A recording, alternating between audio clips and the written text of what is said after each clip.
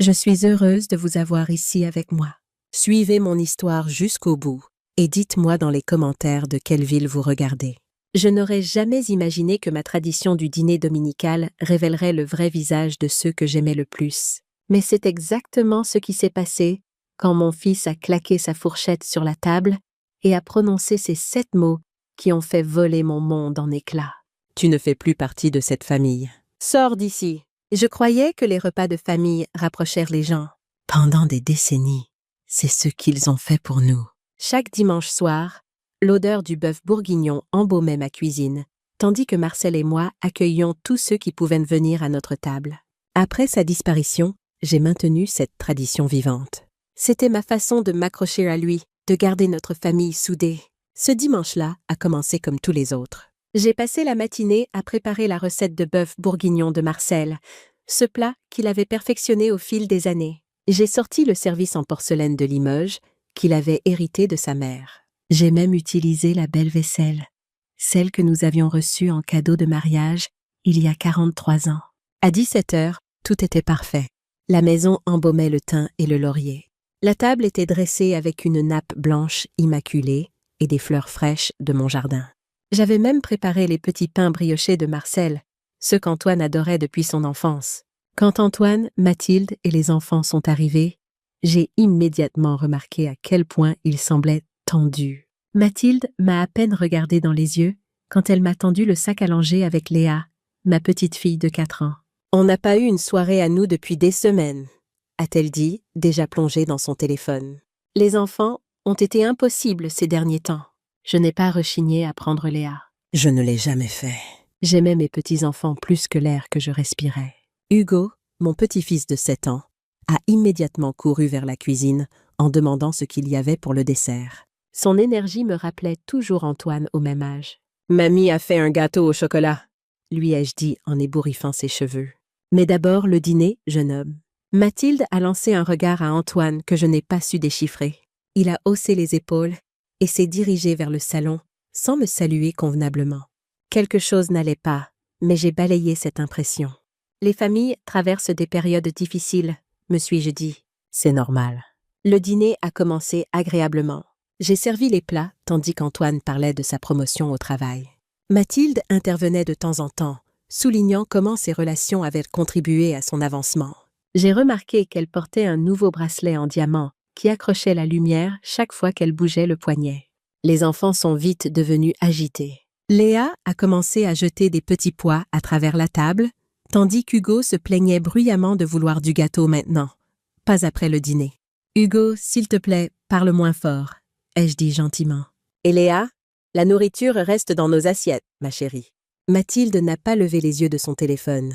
Antoine semblait déterminé à ignorer complètement la situation. Quand Léa a renversé son verre de lait et que Hugo a commencé à taper sa fourchette contre son assiette, j'ai ressenti un éclair de frustration. Ce n'était pas ainsi que Marcel et moi avions élevé Antoine. Nous lui avions appris les bonnes manières et le respect. « On dirait que quelqu'un laisse les petits singes diriger le zoo ces derniers temps ?» ai-je dit légèrement avec un petit rire. C'était une plaisanterie douce, quelque chose que Marcel disait toujours quand les choses devenaient chaotiques. Le silence qui a suivi était assourdissant. Le visage d'Antoine s'est assombri. Mathilde a levé les yeux de son téléphone, un étrange sourire jouant au coin de sa bouche. « Qu'est-ce que tu as dit ?» La voix d'Antoine était glaciale. « C'était juste une plaisanterie, mon chéri. Les enfants sont un peu agités ce soir, c'est tout. » Antoine a claqué sa fourchette si fort que l'argenterie a résonné comme un coup de feu.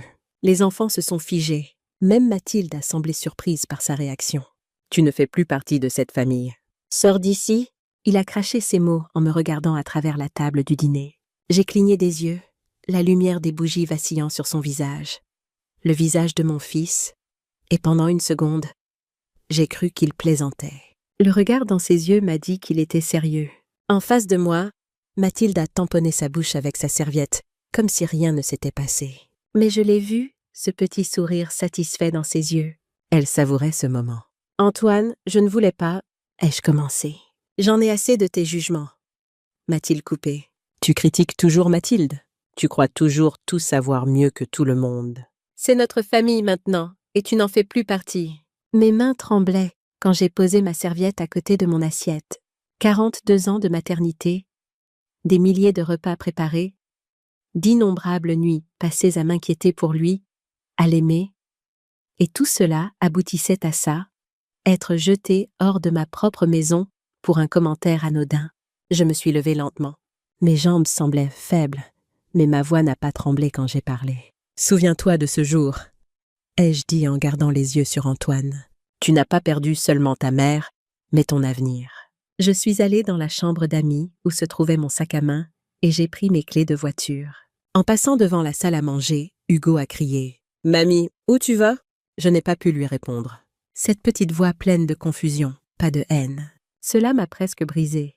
Mais je ne laisserai ni Antoine ni Mathilde me voir pleurer. Je n'ai pas claqué la porte en partant. Je n'ai pas crié ni juré. J'ai simplement marché avec toute la dignité que je pouvais rassembler. L'air printanier semblait froid contre mon visage quand je suis montée dans ma voiture. Ce n'est qu'à mi-chemin de la rue que j'ai réalisé quelque chose de profond. La maison que je venais de quitter, celle dont on m'avait chassée, était encore légalement la mienne. Je n'ai pas pleuré dans la voiture, ni sur le chemin de chez Françoise, ni même quand j'ai vu la lumière du Porsche qu'elle laissait toujours allumée pour moi, comme quand nous étions adolescentes et que nous rentrions en cachette après des soirées. Elle a ouvert la porte avant que je frappe, comme si elle avait senti que j'arrivais. Sylvie. Ses yeux se sont écarquillés quand elle a vu mon visage. Qu'est-ce qui s'est passé? Je n'ai pas pu parler. Les mots étaient coincés quelque part entre mon cœur et ma gorge. Françoise m'a simplement serré dans ses bras et a dit « Reste aussi longtemps que tu en as besoin ». Nous étions amis depuis plus de 50 ans, Françoise et moi. Nous avions assisté au mariage l'une de l'autre. Nous nous étions soutenus à travers les divorces et les décès. Nous avions célébré les naissances et les promotions. Elle savait quand insister et quand simplement être présente. Elle m'a conduite à sa cuisine, a mis la bouilloire sur le feu et a placé une assiette de petits sablés entre nous sur la table. Elle n'a pas posé de questions. Elle a juste attendu. « Antoine m'a mise dehors », ai-je finalement dit, les mots sonnant étrangement à mes propres oreilles. Il m'a dit que je ne faisais plus partie de la famille. Les sourcils de Françoise se sont levés, mais elle a gardé sa voix stable. « Qu'est-ce qui s'est passé ?» J'ai expliqué le dîner, le comportement des enfants, mon commentaire et la réaction explosive d'Antoine.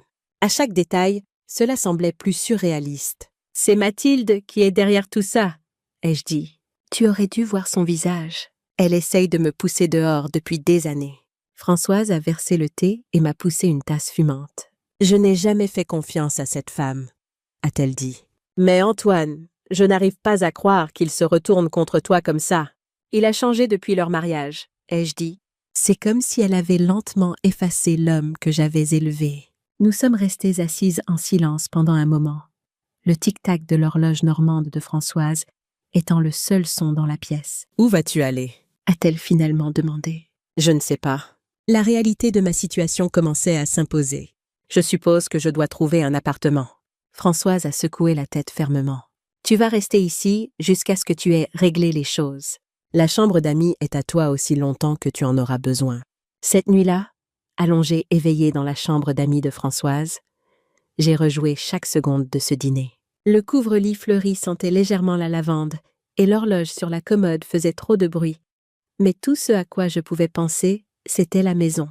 Pas celle de Françoise, la mienne. Celle que j'avais construite avec Marcel. Celle que j'avais transférée à Antoine l'année dernière. Juste pour des raisons fiscales, avait-il dit, doux comme le miel. Tu vivras toujours là, maman. Rien ne change. Je l'avais cru. J'avais cru mon fils. Mais Dieu merci, j'avais écouté Marcel avant que le cancer ne l'emporte. Marcel m'avait fait promettre de garder mon nom sur l'acte d'une façon ou d'une autre, au cas où. Les gens changent quand l'argent est en jeu, Sylvie. Alors j'avais insisté sur la clause de réversion, une formalité technique, avait dit Antoine à l'époque. D'accord, pas de problème. Mais c'était un gros problème maintenant. J'ai glissé hors du lit et me suis dirigée vers le petit bureau de Françoise. Elle gardait ses dossiers en rangées bien ordonnées, étiquetés avec son écriture parfaite. J'ai trouvé celui que j'avais apporté le printemps dernier. Transfert de propriété, clause d'urgence, la voix de Marcel a résonné dans mon esprit. Les gens changent, ma chérie. Assure-toi de ne pas te priver d'un avenir. J'ai passé mes doigts sur son écriture dans les marges du document. Il l'avait entièrement revu avant de mourir. Je me souvenais de lui pencher sur la table de la salle à manger, avec un stylo rouge, toussant entre les notes. Il avait encerclé la clause lui-même. La propriété reviendra au cédant en cas d'abandon, de mauvais usage ou d'expulsion du cédant par le cessionnaire. Mes mains tremblaient quand j'ai relu ces mots. Marcel avait su d'une certaine façon. Il avait anticipé cela. Pas les détails peut-être, mais la possibilité qu'Antoine se retourne un jour contre moi. Les larmes que j'avais retenues sont finalement venues. Je me suis assise dans le fauteuil de bureau de Françoise et j'ai pleuré en silence. Pleurant non seulement la perte de ma maison, mais aussi le fils que je croyais connaître. À 3h12 du matin, je suis allée à la cuisine et j'ai regardé par la fenêtre avec un verre d'eau à la main. Je pouvais voir les mangeoires à oiseaux de Françoise suspendues au clair de lune, se balançant doucement dans la brise. Son jardin tranquille ressemblait à une autre planète comparée à la maison que j'avais laissée derrière moi. Ma maison.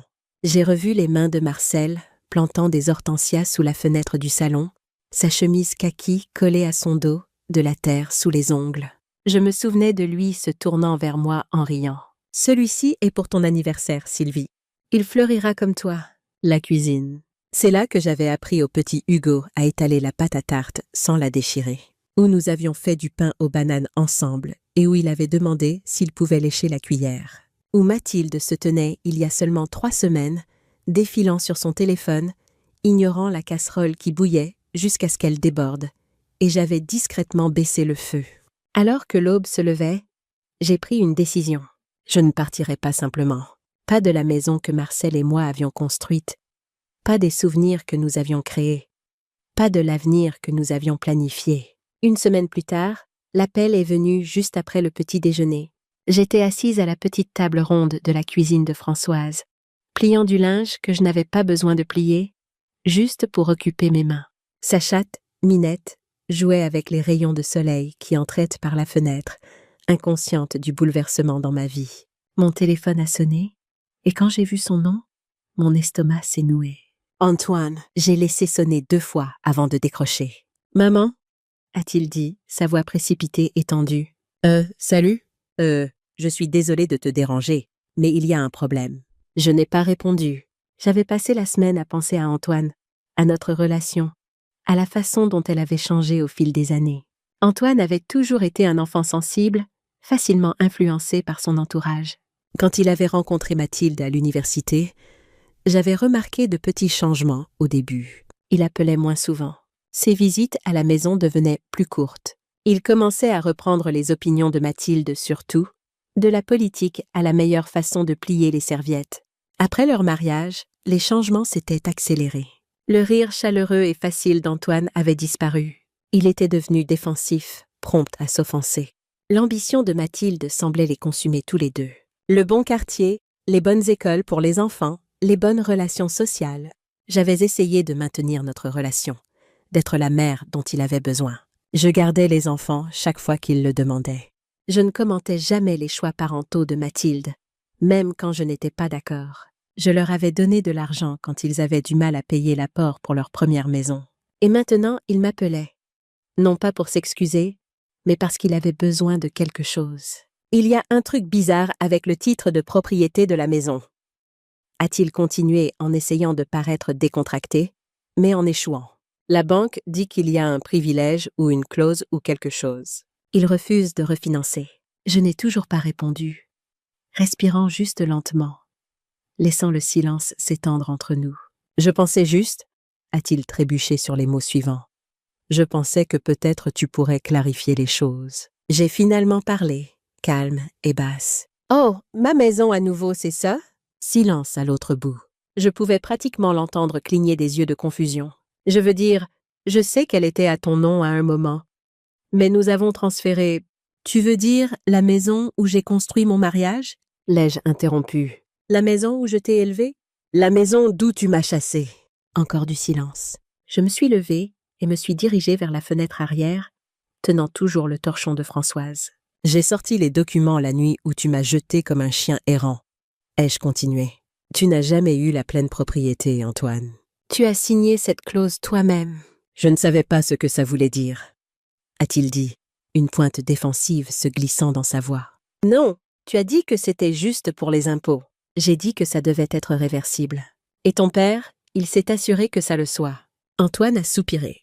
Et pour la première fois, j'ai entendu quelque chose dans sa voix qui ressemblait à de la peur. Pas de la colère, pas de l'arrogance, de la panique. La banque a besoin que le titre soit clarifié, a-t-il finalement dit. Sinon, on perd l'accord. Le refinancement ne passera pas, et on ne peut pas payer le remboursement final sans ça. Cela a attiré mon attention. Remboursement final? Qu'avait-il fait? Je me suis demandé combien de voyages, combien de plans de travail en granit, combien de vêtements de créateurs ma maison avait payé depuis la mort de Marcel. Je vois, ai-je dit. Donc soudain je compte. Maman, allez. Ce n'est pas comme ça. Non, tout comme me jeter dehors devant mes petits-enfants n'était pas personnel. Tout comme le petit sourire satisfait de Mathilde cette nuit-là n'était pas une victoire. Tout comme chaque fois que je proposais d'aider avec les enfants, tu disais « non merci » et tu me les laissais quand même ensuite. Il était silencieux, attendant. Je suis retournée à la table, me suis assise et j'ai ramassé un linge plié, une des vieilles serviettes de Françoise, douce et usée sur les bords. Utile malgré son âge, comme moi. « Je vais parler à quelqu'un », ai-je dit. La voix d'Antoine s'est éclaircie. « D'accord, super. »« Merci. Mais pas pour toi », ai-je fait une pause. « Pour moi, parce que je n'aime pas que des étrangers s'assoient dans mon salon? Parce que les cendres de mon mari sont enterrées sous ce buisson d'hortensia. Et je serai damnée si la banque prend la terre dans laquelle nous avons versé nos vies. Maman, j'essaye juste d'arranger les choses. »« Non, Antoine, » ai-je dit sèchement, ma voix se brisant comme du verre. « C'est toi qui les as cassés. » Après avoir raccroché, je suis restée immobile à la table. La conversation avait confirmé ce que je soupçonnais. Antoine et Mathilde avaient des problèmes financiers. Ils avaient probablement contracté un prêt sur la valeur de la maison, peut-être plusieurs prêts, en utilisant ma maison comme garantie. Je n'ai pas dormi cette nuit-là. Non pas parce que j'étais inquiète. Non, cette partie de moi était morte depuis longtemps. Je n'arrivais pas à dormir parce que j'étais en colère. Cette colère dure et sobre qui ne brûle pas fort, mais bas et régulièrement. Le genre qui te fait ranger un tiroir à 2 heures du matin, juste pour avoir l'impression de contrôler quelque chose. Alors, je suis retournée au dossier, aux notes griffonnées de Marcel dans les marges. Je me suis assise dans le bureau de Françoise en robe de chambre, la petite lampe de bureau projetant un cercle de lumière jaune. Le document était là comme un bouclier. Transfert de propriété, clause d'urgence. C'était l'onglet que j'avais écrit en marqueur noir épais le printemps dernier, après avoir rencontré Roger Martin, le vieil ami de Marcel et notre avocat de famille. Marcel avait insisté sur ses protections. Les gens changent quand l'argent est en jeu. Il me l'avait dit une fois, des années avant qu'il ne tombe malade. Surtout la famille. Je ne veux pas le croire non plus, mais c'est vrai. Alors, on garde toujours une porte de sortie. J'avais levé les yeux au ciel à l'époque. Tu penses que notre fils pourrait un jour... Je pense que l'amour ne garde pas les gens honnêtes. Les papiers, oui. Je n'avais plus discuté après ça. Il avait raison. Il avait toujours été plus perspicace sur ces choses.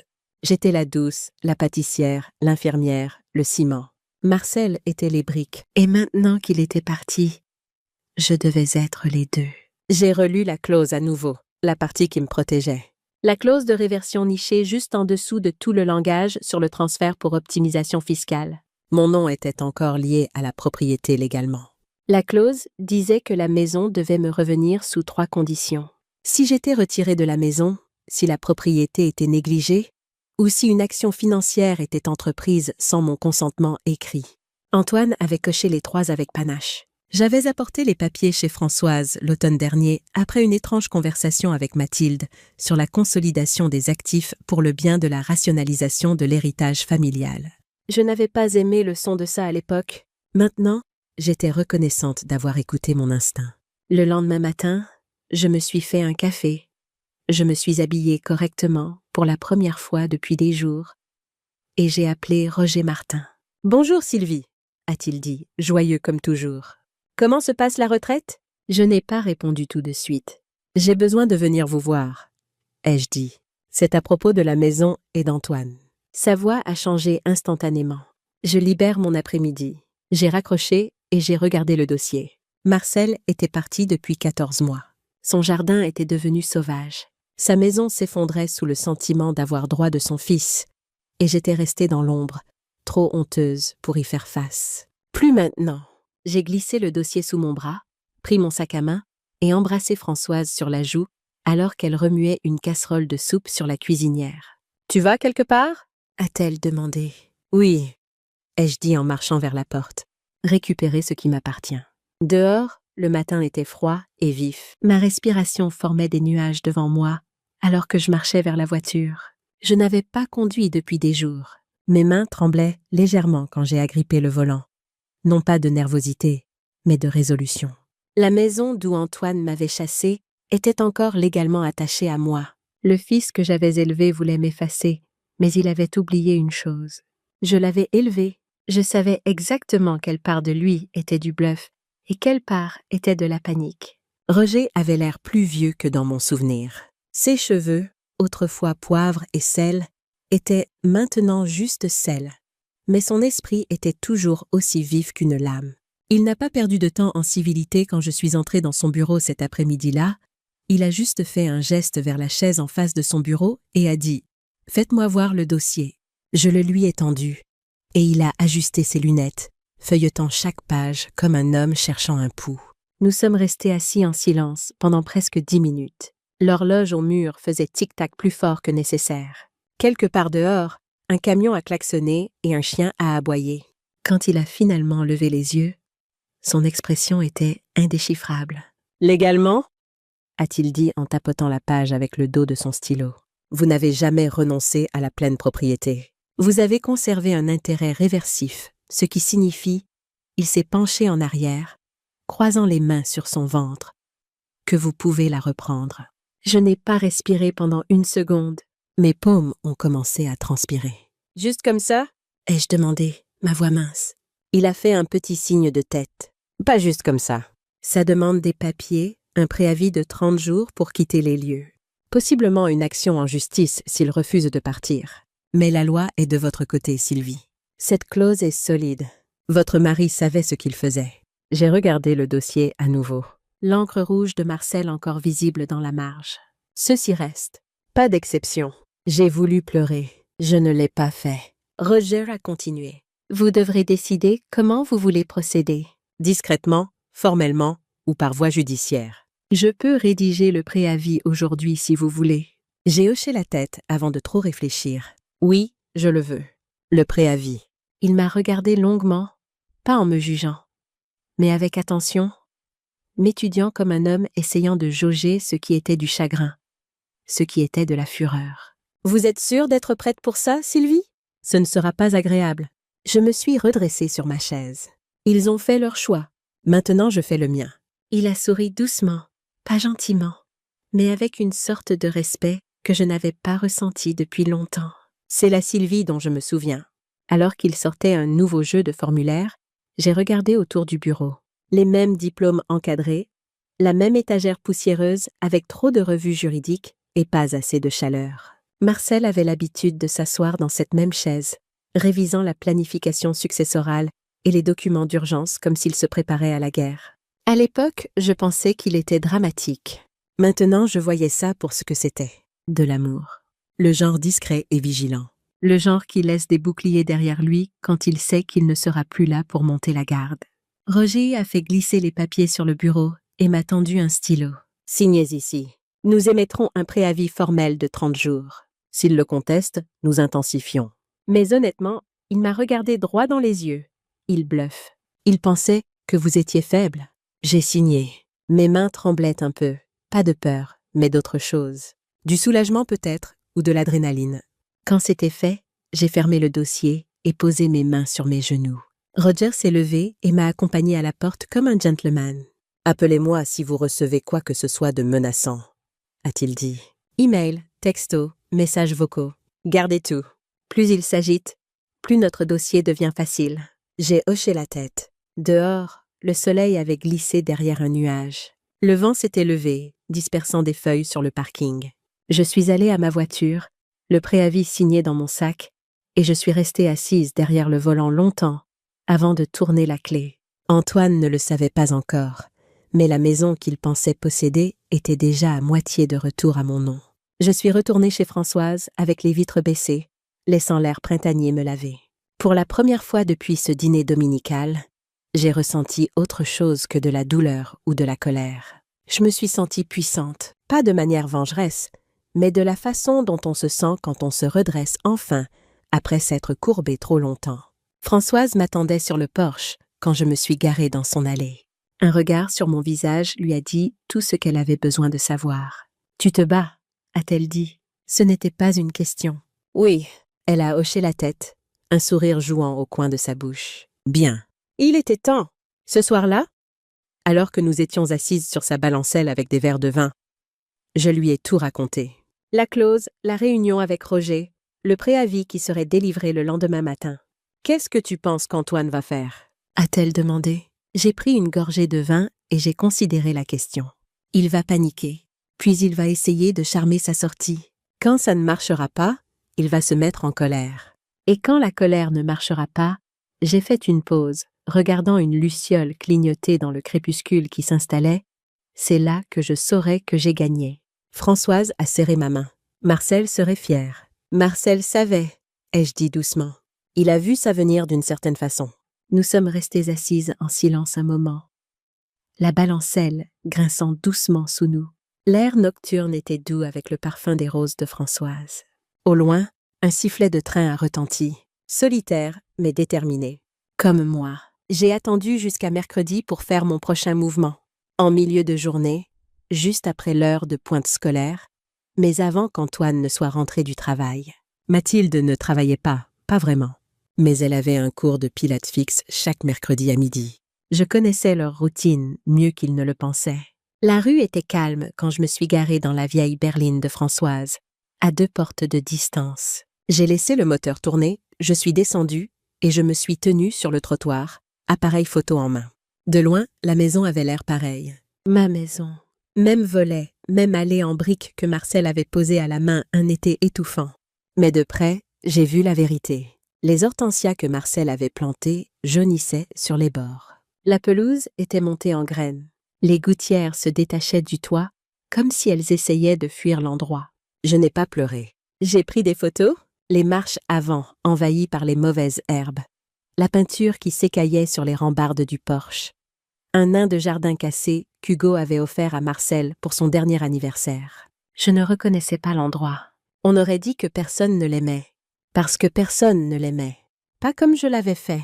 J'ai fait le tour de la maison lentement, restant sur le trottoir public, faisant attention de ne pas empiéter, juste assez pour capturer l'affaissement de la clôture latérale. Les rosiers fanés que Marcel avait chouchoutés chaque printemps. Même le paillasson de bienvenue était différent. Un truc bon marché qui disait « Vivez, riez, aimez » en lettres dorées clinquantes. Celui que j'avais gardé là pendant 20 ans disait « Arrivez en amis, repartez en famille ». Disparu maintenant, comme tant d'autres choses. J'ai pris une dernière photo depuis le trottoir. Toute la façade de la maison encadrée entre 2 érables mourants. Et je suis remontée dans la voiture. Je suis restée assise là un moment, agrippant le volant. Quelque chose en moi se sentait creux et froid, comme une pièce après que les meubles ont été emportés. Mais en dessous, de la résolution. Pas de la rage, pas même de la tristesse, juste une certitude claire et stable. Il n'avait pas pris ma maison, il l'avait abandonnée. Cette distinction comptait plus qu'il ne le savait. De retour chez Françoise, j'ai téléchargé les photos dans un dossier intitulé « Preuve propriété détérioration ». Je les ai envoyées par email à Roger avec une courte note. Photos prises à 16h17 pendant que les résidents étaient absents. Toutes depuis l'accès public, pas d'intrusion. Faites-moi savoir si vous en avez besoin de plus. Il a répondu 20 minutes plus tard. Excellente documentation. Cela renforce notre position concernant la clause de négligence. Continuez à envoyer toutes les preuves futures. Ils construisent votre dossier pour vous. J'ai fixé ces mots. Ils construisent votre dossier pour vous. Comme c'était approprié. Ils avaient démonté l'endroit et m'avaient remis les outils même dont j'avais besoin pour le reprendre. Françoise m'a trouvé plus tard cet après-midi, assise dans sa véranda avec une tasse de thé refroidi à côté de moi. Elle a étudié mon visage. « Qu'est-ce que Roger a dit ?» a-t-elle demandé. Il dit qu'on a un dossier solide. L'angle de la négligence est bon. Françoise a hoché la tête, s'installant dans le fauteuil en osier en face de moi. « Qu'est-ce qui te tracasse vraiment, Sylvie ?» J'ai regardé son jardin, en fleurs avec les premières fleurs printanières. « Les enfants !» ai-je finalement dit.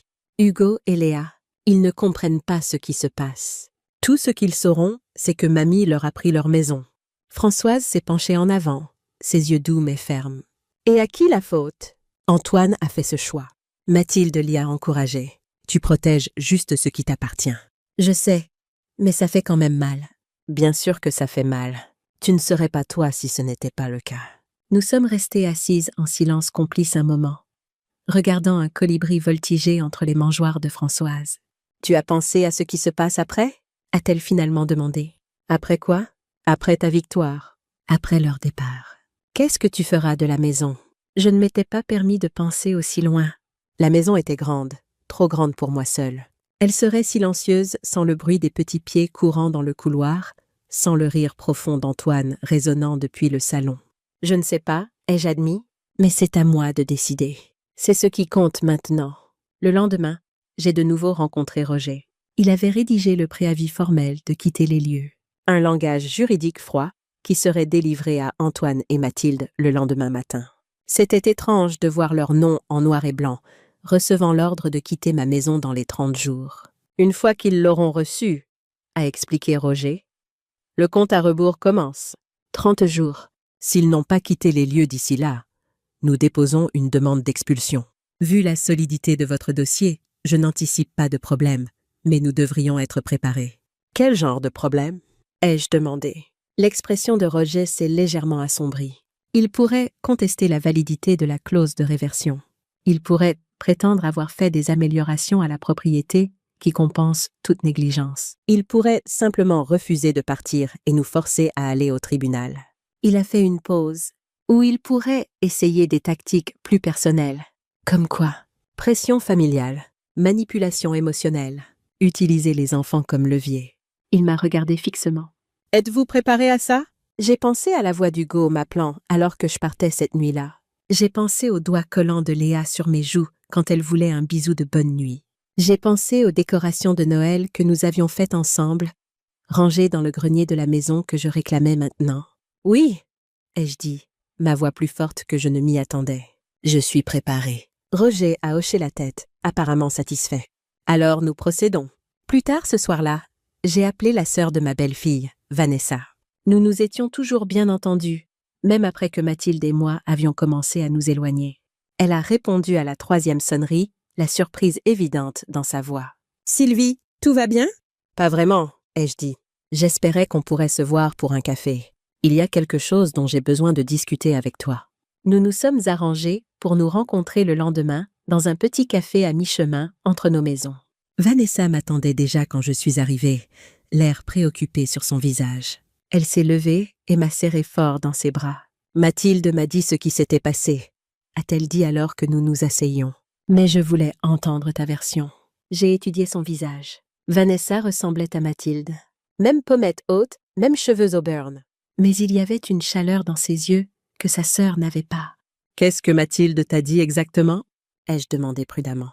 Vanessa a soupiré. « Que tu avais fait des commentaires durs sur sa façon d'élever les enfants, qu'Antoine l'avait défendu et que tu étais partie en colère. Elle a dit que tu essaies maintenant de reprendre la maison par dépit. » J'ai hoché la tête lentement, sans surprise. « Ce n'est pas tout à fait ce qui s'est passé. » Pendant l'heure suivante, j'ai tout raconté à Vanessa. Le dîner, les mots d'Antoine, le petit sourire de Mathilde, la clause de réversion, l'état de la maison, les problèmes financiers qu'ils avaient cachés.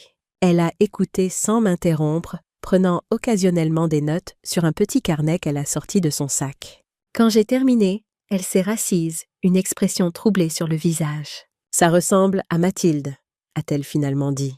Elle a toujours été calculatrice. « Tu me crois ?» ai-je demandé, un peu surprise. « Bien sûr. » Mathilde vit au-dessus de ses moyens depuis des années. J'ai essayé de lui en parler, mais elle n'écoute pas. Vanessa a secoué la tête. Le mois dernier, elle m'a demandé de lui prêter 5 000 € pour ce qu'elle appelait des réparations urgentes à la maison. Je les lui ai donnés, mais quand je suis passée la semaine dernière, je n'ai vu aucune réparation. Juste un nouveau sac de créateur et des chaussures. Mes soupçons confirmés. Je me suis penchée en avant. « Vanessa, j'ai besoin de te demander quelque chose. » Les enfants, est-ce qu'ils vont bien? Vraiment bien? Une ombre est passée sur son visage. Hugo fait des bêtises à l'école. Mathilde m'a dit que c'était juste une phase, mais elle a hésité.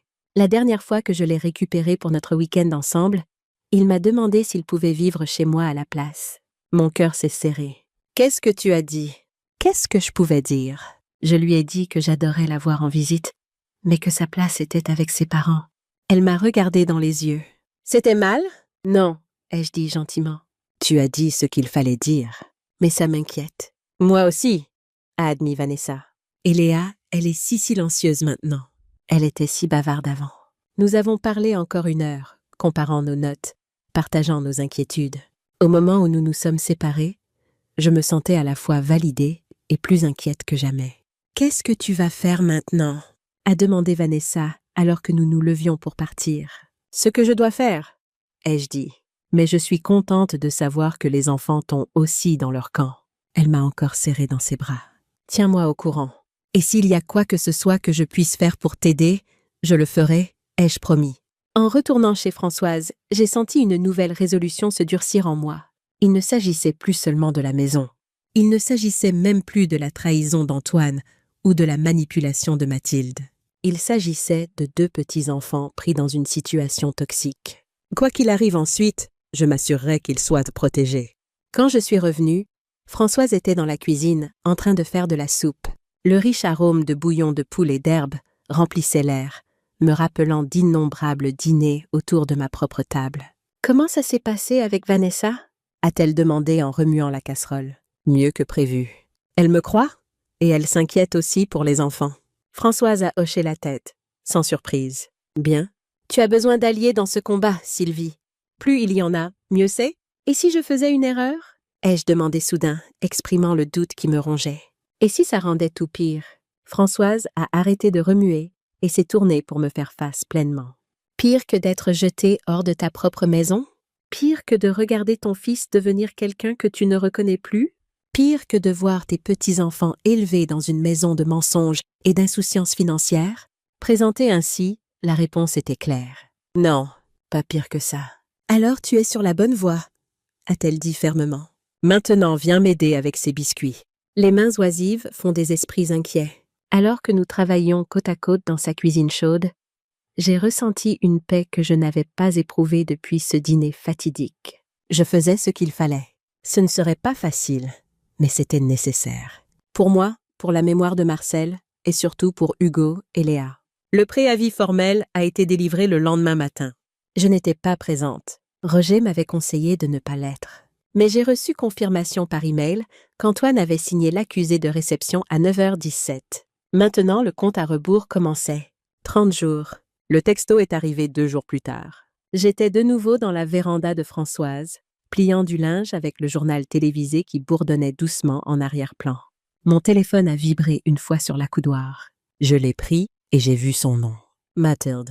Je n'avais pas eu de nouvelles d'elle directement, depuis la nuit où elle était assise à sourire à cette table du dîner, comme si elle avait finalement gagné. Je m'attendais à quelque chose de civil, peut-être une tentative maladroite d'excuse ou une offre de paix superficielle. Au lieu de ça, le message disait « Arrête de nous traquer ou on dépose une demande d'ordonnance restrictive. » C'était tout. Pas de bonjour, pas de ponctuation, juste du venin condensé en 10 petits mots. Pendant un moment, je n'ai pas pu respirer. Mon pouce planait au-dessus de l'écran, alors que mes yeux parcouraient le message à nouveau. Tracker. J'avais marché devant la maison dont j'étais encore légalement propriétaire. Je n'avais pas mis les pieds sur la propriété. Je n'avais parlé à personne. Ça n'avait rien à voir avec du harcèlement. C'était de la peur. Ils savaient que quelque chose se passait. Maintenant, ils essayaient de me déstabiliser avant que je ne fasse trembler les murs de leurs petits fantasmes. J'ai transféré le message à Roger avec une seule ligne. « Je viens de recevoir ça. » Il a répondu 6 minutes plus tard. « Parfait. Menace documentée. » Ça montre qu'ils escaladent émotionnellement. Ça nous aide, pas eux. Ne réponds pas. J'ai fixé son message, puis le sien, et finalement j'ai souri. Mathilde avait montré son jeu. Une ordonnance restrictive contre la femme qui gardait ses enfants, cuisait ses gâteaux d'anniversaire, l'avait laissé pleurer sur mon épaule la première fois qu'elle avait cru qu'Antoine la trompait peut-être. Elle avait oublié que j'avais des années de fils de discussion sauvegardés. Des vidéos des enfants ouvrant les cadeaux que j'avais achetés. Des notes qu'elle m'avait écrites quand elle avait besoin d'aide et qu'Antoine travaillait tard. Elle voulait prétendre que j'étais dangereuse? Très bien. Je pouvais jouer l'étrangère qu'elle avait fait de moi. J'ai fermé le message et glissé le téléphone dans ma poche. Je n'ai pas dit tout de suite à Françoise. Je n'en avais pas besoin. Elle l'a vu sur mon visage quand je suis entrée dans la cuisine et que j'ai commencé à frotter la vaisselle comme si je ponçais du bois. « Elle attaque ?» a-t-elle demandé doucement. « Elle a peur », ai-je corrigé. Elle sait que quelque chose arrive. Elle ne sait juste pas à quel point c'est proche. Cette nuit-là, je me suis assise au bord du lit d'Ami, fixant le plafond comme je l'avais fait la première nuit où j'étais arrivée. Mais cette fois, je ne me sentais pas exilée. Je me sentais prête. Il pensait qu'il pouvait me faire honte jusqu'à ce que je disparaisse, que je serais trop embarrassée pour me battre, que je m'effacerais tranquillement dans la chambre d'amis de Françoise pendant qu'ils élèveraient leurs enfants dans ma maison, sous mon toit, sur mes souvenirs. Mais je n'allais nulle part. Mathilde pouvait menacer tout ce qu'elle voulait.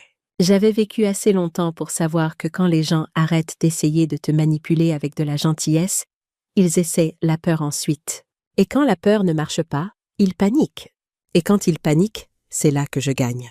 Antoine a appelé le lendemain. Contrairement au texto de Mathilde, son appel est venu sans avertissement. La sonnerie familière m'a surprise alors que j'arrosais les plantes de Françoise sur le porche avant. J'ai envisagé de le laisser aller sur la messagerie, mais quelque chose m'a dit de répondre. « Allô, Antoine ?» ai-je dit en gardant ma voix neutre. « Maman. » Il avait l'air épuisé. « On doit parler de ce préavis. Je crois que le préavis est assez clair. » ai-je répondu. « Tu as 30 jours pour quitter la propriété. »« Maman, allez. Tu ne peux pas être sérieuse.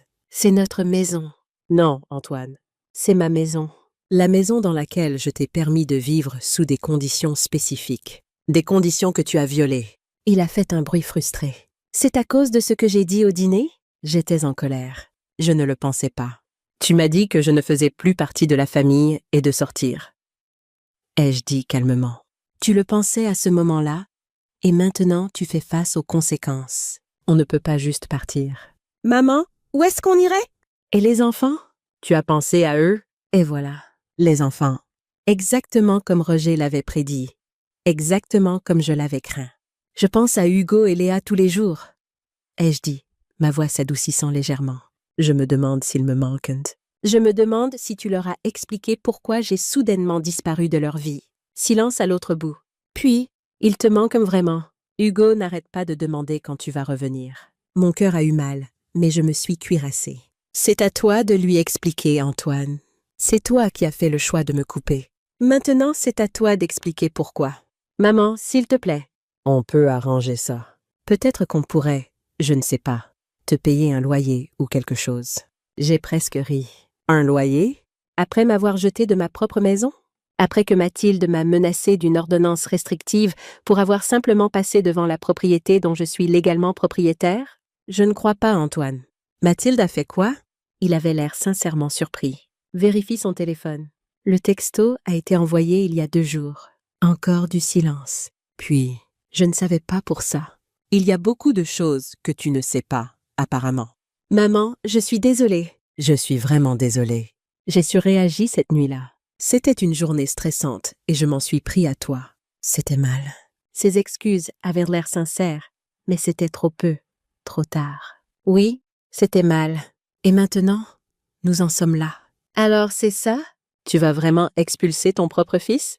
Tes propres petits-enfants? Tu as expulsé ta propre mère, lui ai-je rappelé. Comment c'était, Antoine, de me regarder franchir cette porte sans nulle part où aller? Tu as bien dormi cette nuit-là? Il n'a pas répondu. C'est ce que je pensais, ai-je dit. Le préavis reste. 30 jours, Antoine. Prends tes dispositions. J'ai raccroché avant qu'il puisse répondre, avant que les larmes qui menaçaient de couler puissent affecter ma résolution. Mes mains tremblaient, mais pas de peur. D'un étrange mélange de tristesse et de force que je n'avais jamais ressenti auparavant. Françoise m'a trouvé sur le porche 1 heure plus tard, fixant encore les plantes que j'avais arrosées. Antoine a appelé, ai-je dit avant qu'elle puisse demander. Il a essayé l'angle des enfants. Il a dit que Hugo demandait de mes nouvelles. Françoise s'est assise à côté de moi, le visage pensif. Tu le crois? J'ai considéré la question. Oui, cette partie au moins. Hugo et moi avons toujours été proches. J'ai soupiré. Ça rend les choses plus difficiles de savoir qu'il me manque. Ça devrait rendre les choses plus faciles, a contré Françoise. Tu te bats pour eux aussi, d'une certaine façon, pour leur sécurité future. Pour la vérité. Elle avait raison. Bien sûr. Si Antoine et Mathilde avaient des problèmes financiers assez graves pour risquer de perdre la maison, la stabilité des enfants était déjà compromise. J'amenais simplement la crise à son terme plus tôt que plus tard, et à mes conditions. J'espère juste qu'ils comprendront un jour. Ai-je dit doucement. Françoise m'a tapoté la main. Ils comprendront. Les enfants sont plus perspicaces qu'on ne leur en donne crédit. Ils voient la vérité même quand les adultes autour d'eux essaient de la cacher. Plus tard ce jour-là, j'ai reçu un email de Roger. La ligne d'objet disait simplement « Développement ». « Sylvie », commençait-il. J'ai été contactée par un conseiller juridique représentant Antoine et Mathilde. Ils demandent une réunion pour discuter d'arrangements alternatifs au préavis d'expulsion. Cela suggère qu'ils prennent la situation au sérieux, ce qui est bien. Cependant, soyez prête à ce qu'ils essaient de négocier des termes qui les avantagent, tout en ayant l'air de vous céder quelque chose. Je recommande que nous nous rencontrions pour discuter de notre stratégie avant de nous engager avec leur avocat. Êtes-vous disponible demain matin? Roger. J'ai répondu immédiatement pour confirmer la réunion. Ça avançait plus vite que je ne m'y attendais. Un avocat signifiait qu'ils étaient inquiets, mais cela signifiait aussi qu'ils se préparaient à riposter. Je devais être prête. Ce soir-là, j'ai rappelé Vanessa. « Tu as parlé à Mathilde récemment ?» ai-je demandé après avoir échangé les politesses. Oui, en fait. Elle a appelé hier pour me demander si elle pouvait m'emprunter de l'argent à nouveau. Quand j'ai demandé pourquoi, elle s'est mise sur la défensive et a raccroché. Elle a mentionné le préavis d'expulsion? Non. Vanessa avait l'air surprise. Quel préavis d'expulsion? J'ai expliqué brièvement. Vanessa a écouté dans un silence stupéfait. Waouh! A-t-elle finalement dit. Pas étonnant qu'elle cherche de l'argent. Mais pourquoi elle ne me le dirait pas? L'orgueil? Ai-je suggéré. Ou peut-être qu'elle est embarrassée. Ou peut-être qu'elle espère résoudre ça avant que qui que ce soit dans la famille ne l'apprenne. Ça ressemble à Mathilde, a acquiescé Vanessa. Elle a toujours été obsédée par les apparences. Nous avons parlé un peu plus longtemps, puis Vanessa a dit quelque chose qui m'a prise au dépourvu. Sylvie, est-ce que ce serait possible que j'amène les enfants te voir? Ils te manquent vraiment, et Mathilde n'a pas besoin de le savoir. J'ai hésité. Je ne veux pas te mettre dans une position difficile, Vanessa. Je suis déjà dans une position difficile, a-t-elle dit fermement. Ma sœur fait des choix terribles qui blessent ses enfants. J'ai un droit de visite un week-end par mois. Ce samedi, je pourrais les amener chez Françoise pour quelques heures. Qu'est-ce que tu en dis? La pensée de voir Hugo et Léa à nouveau a fait bondir mon cœur. Mais est-ce que ça compliquerait les procédures judiciaires? Est-ce que ça donnerait des munitions à Mathilde contre moi? D'un autre côté, les enfants méritaient de savoir que je ne les avais pas abandonnés. Ils méritaient une explication, aussi simplifiée soit-elle, de ce qui se passait. Oui, ai-je finalement dit. S'il te plaît, amène-les. Mais soyons prudentes sur ce que nous disons de la situation. Bien sûr, a acquiescé Vanessa. Je leur dirai juste qu'on rend visite à une amie. Ils seront tellement contents de te voir. Après avoir raccroché, je suis restée assise longtemps à penser à ce que j'allais dire à mes petits-enfants. Comment explique-t-on à un enfant de 7 ans et une enfant de 4 ans que leurs parents ont fait des choix qui vont bouleverser leur vie? Comment les rassure-t-on sans faire de promesses qu'on ne peut pas tenir? Je n'avais pas encore de réponse, mais j'avais 3 jours pour trouver. 3 jours avant de revoir leur visage. Cette pensée me remplissait à la fois de joie et d'appréhension. La réunion avec Roger le lendemain matin a été productive mais dégrisante. Il a exposé les stratégies probables que l'avocat d'Antoine emploierait et m'a aidé à préparer des réponses. Ils vont proposer de vous racheter la maison à la valeur du marché, a-t-il prédit. Ils vont suggérer un accord de location formel. Ils pourraient même proposer de subdiviser la propriété. Refusez tout. On veut la réversion complète. Pas de compromis. Et s'ils mentionnent les enfants? Ai-je demandé. L'expression de Roger s'est légèrement adoucie. C'est la partie la plus difficile, n'est-ce pas? Mais souvenez-vous, Sylvie, vous ne prenez rien aux enfants. Vous réclamez ce qui vous appartient. Antoine et Mathilde ont des options. Ils ne sont pas dans la misère. Ils font juste face aux conséquences de leur choix. J'ai hoché la tête, bien que le nœud dans mon estomac soit resté. « Et s'ils vont au tribunal ?»« Alors on va au tribunal, » a dit Roger simplement. « Et on gagne. La loi est de notre côté. La documentation est de notre côté. Même leur propre comportement est de notre côté. Nous avons passé l'heure suivante à revoir les documents, à pratiquer les réponses aux arguments probables et à renforcer notre position. Au moment où j'ai quitté son bureau, je me sentais plus confiante. Pas heureuse exactement, mais certaine d'être sur la bonne voie. Cette certitude a été testée le jour même quand j'ai reçu un email de l'avocat d'Antoine. C'était formel, poli et profondément manipulateur. Nos clients, monsieur, et Madame Antoine Dupont, estiment que cette action est injustifiée et profondément pénible. Ils demandent que vous retiriez le préavis et qu'à la place, vous initiez une médiation pour résoudre cette affaire avec sensibilité à l'unité familiale. M et Madame Dupont sont disposés à discuter d'une compensation équitable pour tout grief perçu. Sensibilité à l'unité familiale. Après que Mathilde s'était tenue là et m'avait regardé porter ma valise dehors comme une femme de ménage qu'on renvoie. Après qu'Antoine m'avait dit que je ne faisais plus partie de la famille. Maintenant, soudain, l'unité familiale comptait. J'ai transféré l'email à Roger sans commentaire. Il a répondu en quelques minutes. Nous refusons la médiation. Vous agissez dans le plein exercice de vos droits légaux en tant que titulaire partiel avec intérêt réversif. Qu'ils se préparent au tribunal s'ils souhaitent contester. Tribunal. Le mot me faisait encore me crisper l'estomac. Des procédures publiques. Le linge, sale de notre famille, exposé à tous. La trahison d'Antoine, la manipulation de Mathilde, mon expulsion de mon propre fils et de sa famille. Rien de tout ça n'était joli. Tout ça était douloureux. Mais j'étais allée trop loin pour reculer. Maintenant, la maison n'était plus seulement un bâtiment. C'était l'héritage de Marcel. C'était l'endroit où nous avions construit nos vies ensemble. C'était l'incarnation physique de notre histoire d'amour. Et je ne la laisserai pas être mise en gage, négligée ou me être enlevée. Ce soir-là, j'ai ouvert un nouveau journal et j'ai commencé à écrire. Pas pour le tribunal, pas pour preuve, mais pour moi-même. 21 avril, 9 jours avant l'échéance. Ils ont peur. Je pensais que je me sentirais petite, comme une vieille femme vengeresse qui n'a plus rien à perdre. Mais je me suis sentie stable. Je me suis sentie propre. Ils m'avaient poussée dehors et pensaient que je m'effondrerais. Mais j'avais gardé des traces. J'avais gardé ma voix. Et maintenant, j'utilisais les deux. Quand Françoise est entrée avec du thé, elle s'est arrêtée à côté de moi. « Ils se battent encore ?» a-t-elle demandé. J'ai hoché la tête. « Ils vont perdre » a-t-elle dit simplement. Puis elle a embrassé le sommet de ma tête et est partie. Et je savais qu'elle avait raison. La loi était de mon côté. La maison était mienne. Et lentement, mon nom aussi redevenait le mien. Pas la mère d'Antoine, pas mamie Sylvie, pas la femme qui vivait ici avant. Juste Sylvie. Une femme qui réclamait son pouvoir. Un document à la fois. Samedi est arrivé, apportant avec lui une énergie nerveuse que je n'avais pas ressentie depuis des années. J'ai passé la matinée à nettoyer la chambre d'amis déjà impeccable de Françoise, à arranger les peluches que j'avais achetées pour Hugo et Léa sur le lit, à faire des cookies aux pépites de chocolat, leur préféré. Françoise a regardé mes préparatifs frénétiques avec amusement.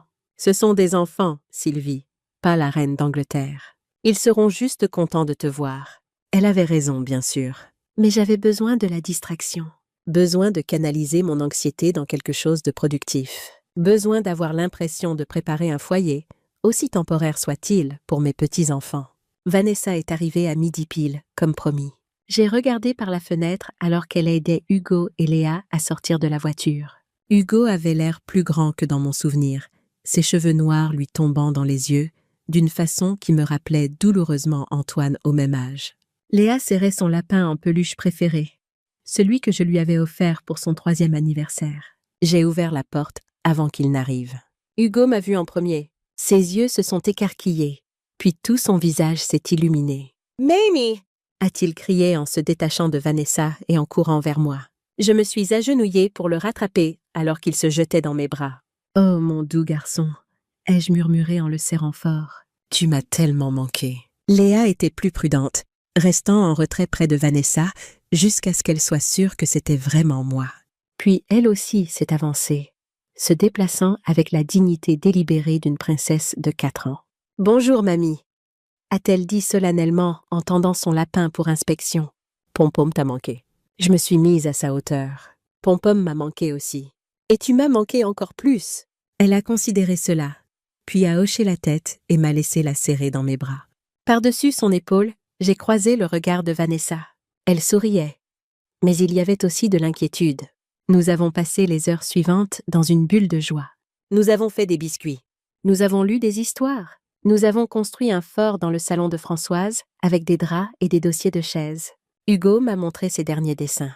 Léa a répété la nouvelle danse qu'elle avait apprise à l'école. C'était parfait et déchirant tout à la fois. Quand il a été temps pour eux de partir, Hugo est devenu sérieux. « Mamie ?» a-t-il dit, son petit visage plissé d'inquiétude. « Pourquoi tu ne viens plus à la maison? On a fait quelque chose de mal ?» La question m'a frappée comme un coup physique. J'ai jeté un coup d'œil à Vanessa, qui a légèrement secoué la tête. Un avertissement de ne pas en dire trop. « Non, mon cœur, ai-je dit prudemment. Tu n'as rien fait de mal. Les adultes ont parfois des désaccords. Et en ce moment, ton papa et moi essayons de régler certaines choses. Mais tu vas revenir, hein? A-t-il insisté. Tu vas revenir à la maison? À la maison? Ma maison. La maison qu'Antoine était maintenant légalement obligé de quitter dans 3 semaines. Les choses vont changer bientôt, ai-je dit en choisissant mes mots avec soin. Mais quoi qu'il arrive, je serai toujours ta mamie. Je t'aimerai toujours. Et nous trouverons toujours un moyen d'être ensemble. D'accord. Il a hoché la tête, pas entièrement satisfait, mais prêt à accepter ma réponse pour l'instant. Léa était plus simple. Elle m'a juste serré dans ses bras et a dit « Je t'aime, mamie » avant de sautiller vers la voiture de Vanessa. Après leur départ, je me suis assise sur le porche de Françoise et j'ai pleuré pour la première fois depuis des jours. Non pas de tristesse exactement, mais de la complexité écrasante de l'amour et de la perte et de la famille. Françoise m'a trouvée là alors que le soleil se couchait. Elle n'a pas parlé. Elle s'est juste assise à côté de moi et a posé sa main sur la mienne. « Ils sont si précieux », ai-je finalement dit. « Et ils ne comprennent rien à tout ça. »« Ils comprennent plus que tu ne le penses », a répondu Françoise. « Les enfants comprennent toujours. J'ai peur de leur faire du mal. » Tu n'es pas celle qui leur fait du mal, Sylvie. Souviens-toi de ça. Tu essaies de créer de la stabilité dans une situation qu'Antoine et Mathilde ont rendue instable. J'ai hoché la tête, m'accrochant à ses paroles comme à une bouée de sauvetage. Quoi qu'il arrive ensuite, je garderai les enfants au centre de mes pensées. Ils méritaient mieux que ce que leurs parents leur donnaient. Ils méritaient la vérité, même quand c'était difficile. Ils méritaient un foyer construit sur l'amour, pas sur des dettes et des secrets. Et si récupérer ma maison signifiait temporairement bouleverser leur vie, je m'assurerais qu'ils atterrissent quelque part en sécurité, quelque part où ils pourraient s'épanouir, quelque part où leur grand-mère pourrait encore leur faire des cookies et leur lire des histoires et leur rappeler qu'ils étaient aimés. La semaine suivante allait apporter l'affrontement pour lequel je m'étais préparée. Antoine et Mathilde contre moi, avec Roger à mes côtés. Mais aujourd'hui m'avait rappelé pourquoi je me battais vraiment. Pas seulement pour des briques et du mortier, mais pour l'avenir.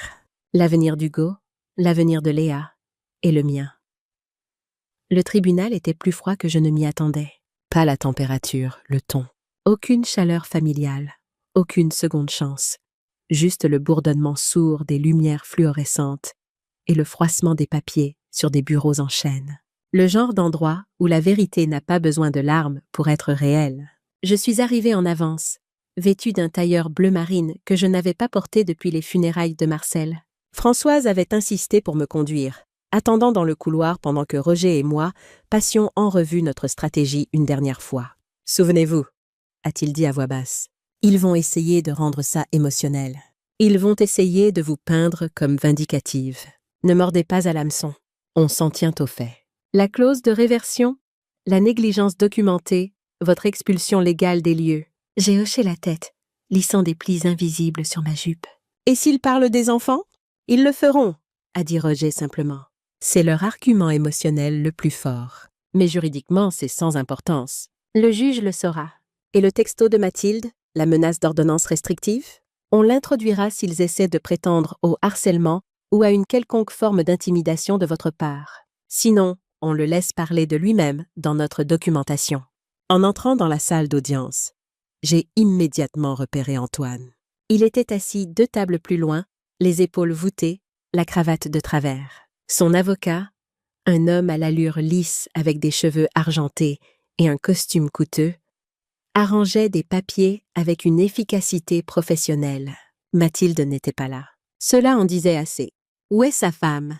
a murmuré Roger alors que nous prenions place. « Probablement incapable de me faire face », ai-je répondu. « Ou peut-être incapable de faire face à la vérité. » L'huissier a appelé la cour à l'ordre et la juge Eliane Mercier est entrée. Une femme à l'air sévère dans la soixantaine, avec des yeux perçants, qui semblaient ne rien manquer. Elle a brièvement examiné le dossier, puis a levé les yeux. « Affaire Dupont contre Dupont ?» a-t-elle dit. « Litige immobilier impliquant la réversion d'un acte. Commençons. » L'avocat d'Antoine s'est levé le premier. « Madame la juge, cette affaire représente un malheureux désaccord familial qui a escaladé inutilement. Mon client, Monsieur Antoine Dupont, a reçu cette propriété de sa mère en don. Maintenant, suite à une altercation verbale mineure, Madame Dupont tente de récupérer la propriété, déplaçant son propre fils et ses petits-enfants. J'ai senti ma tension artérielle monter, mais j'ai gardé mon visage neutre. Une altercation verbale mineure. C'est comme ça qu'ils appellent ça? Le transfert de l'acte, a-t-il continué, était destiné à être permanent. Monsieur Dupont a investi des ressources significatives dans la propriété et l'a établie comme son foyer familial. Cette action de Madame Dupont est vindicative et ne sert aucun autre but que de punir son fils pour un moment d'égarement. La juge Mercier a hoché la tête, prenant des notes. Et la clause de réversion clairement stipulée dans l'acte? L'avocat d'Antoine a hésité. Nous soutenons que mon client n'était pas pleinement informé des implications de cette clause. Il comprenait que c'était une formalité, pas un mécanisme qui pouvait être déclenché par un désaccord familial. Maintenant, c'était au tour de Roger. Il a posé les documents devant la juge, comme s'il déposait une épée. « Calme, certain. »« Madame la juge, a-t-il dit, nous soumettons que ma cliente a conservé la propriété légale en vertu de la clause de réversion clairement stipulée dans l'acte. Ces termes ont été convenus au moment du transfert et sont maintenant appliqués en raison de conditions de négligence, d'abandon et d'expulsion injustifiées. » Il a exposé les preuves pièce par pièce. La clause de réversion paraphée par Antoine lui-même, les photos de la détérioration de la propriété, les textos de Mathilde, la lettre de refus de la banque citant des problèmes de titre, mon affidavit écrit relatant la nuit où on m'avait dit « tu ne fais plus partie de cette famille ». L'avocat d'Antoine a essayé d'objecter, prétendant que c'était une affaire familiale, que le transfert était destiné à être permanent, que je réagissais excessivement. Roger n'a même pas bronché. Si le défendeur croyait que c'était permanent, a-t-il dit, pourquoi a-t-il signé une clause qui stipule spécifiquement le contraire? Ce n'est pas une question de famille, c'est une question de propriété légale. Antoine ne m'a pas regardé. Pas une seule fois. Il était assis là, les yeux fixés sur la table, alors que la juge feuilletait les papiers. Le silence s'est étiré si longtemps que j'ai pu entendre quelqu'un tousser dans le couloir. Finalement, la juge Mercier a parlé. En examinant cet acte, je ne vois aucune ambiguïté dans la clause. La propriété était conditionnelle. Cette condition a été rompue. Elle a fait une pause, regardant directement Antoine. « Monsieur Dupont, vous n'êtes pas propriétaire de cette maison. » Ça m'a frappé d'un coup. Le marteau n'était même pas encore tombé, mais les mots sonnaient définitifs. Elle a continué. « Vous avez par la présente l'ordre de quitter la propriété dans les 15 jours. Le non-respect entraînera une expulsion forcée et des dommages-intérêts supplémentaires. 15 jours. C'est tout ce qu'il leur restait. » Antoine n'a pas parlé. Il n'a pas discuté. Il avait l'air creux, comme si le vent était sorti de lui. Alors que je me levais pour partir, j'ai aperçu un coup d'œil de lui du coin de l'œil, affalé sur sa chaise, fixant des mains qui avaient autrefois été douces et enfantines dans les miennes. Il ressemblait à nouveau à un garçon. Un garçon perdu, mais je ne suis pas allée vers lui. Pas cette fois. Dehors, le soleil était chaud et étrange, presque irrespectueux après une salle si froide. Roger marchait à côté de moi en descendant les marches du palais de justice, sa mallette à la main, le visage indéchiffrable. « Vous l'avez fait », a-t-il dit doucement. J'ai hoché la tête, mais ça ne ressemblait pas à une victoire. Pas entièrement. Ça ressemblait à de la survie, comme se réveiller après une opération. Marqué, mais respirant. Françoise attendait dans la voiture, son visage anxieux jusqu'à ce qu'elle voie mon expression. « C'est fini ?»« C'est fini », ai-je confirmé en glissant sur le siège passager. 15 jours. Elle a serré ma main. Comment tu te sens? J'ai regardé par la fenêtre vers le palais de justice, solide et immuable derrière nous.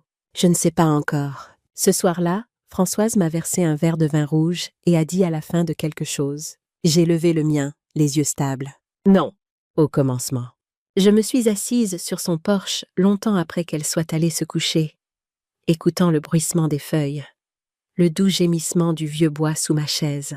La maison était à nouveau mienne, et maintenant la porte se refermait enfin sur les personnes qui pensaient pouvoir me posséder sans m'aimer. Mais alors que j'étais assise là, regardant la lune se lever sur le jardin de Françoise, j'ai réalisé que je ne ressentais aucun triomphe, aucune vengeance. Juste une certitude tranquille que j'avais fait ce qui était nécessaire. Pour moi, pour la mémoire de Marcel.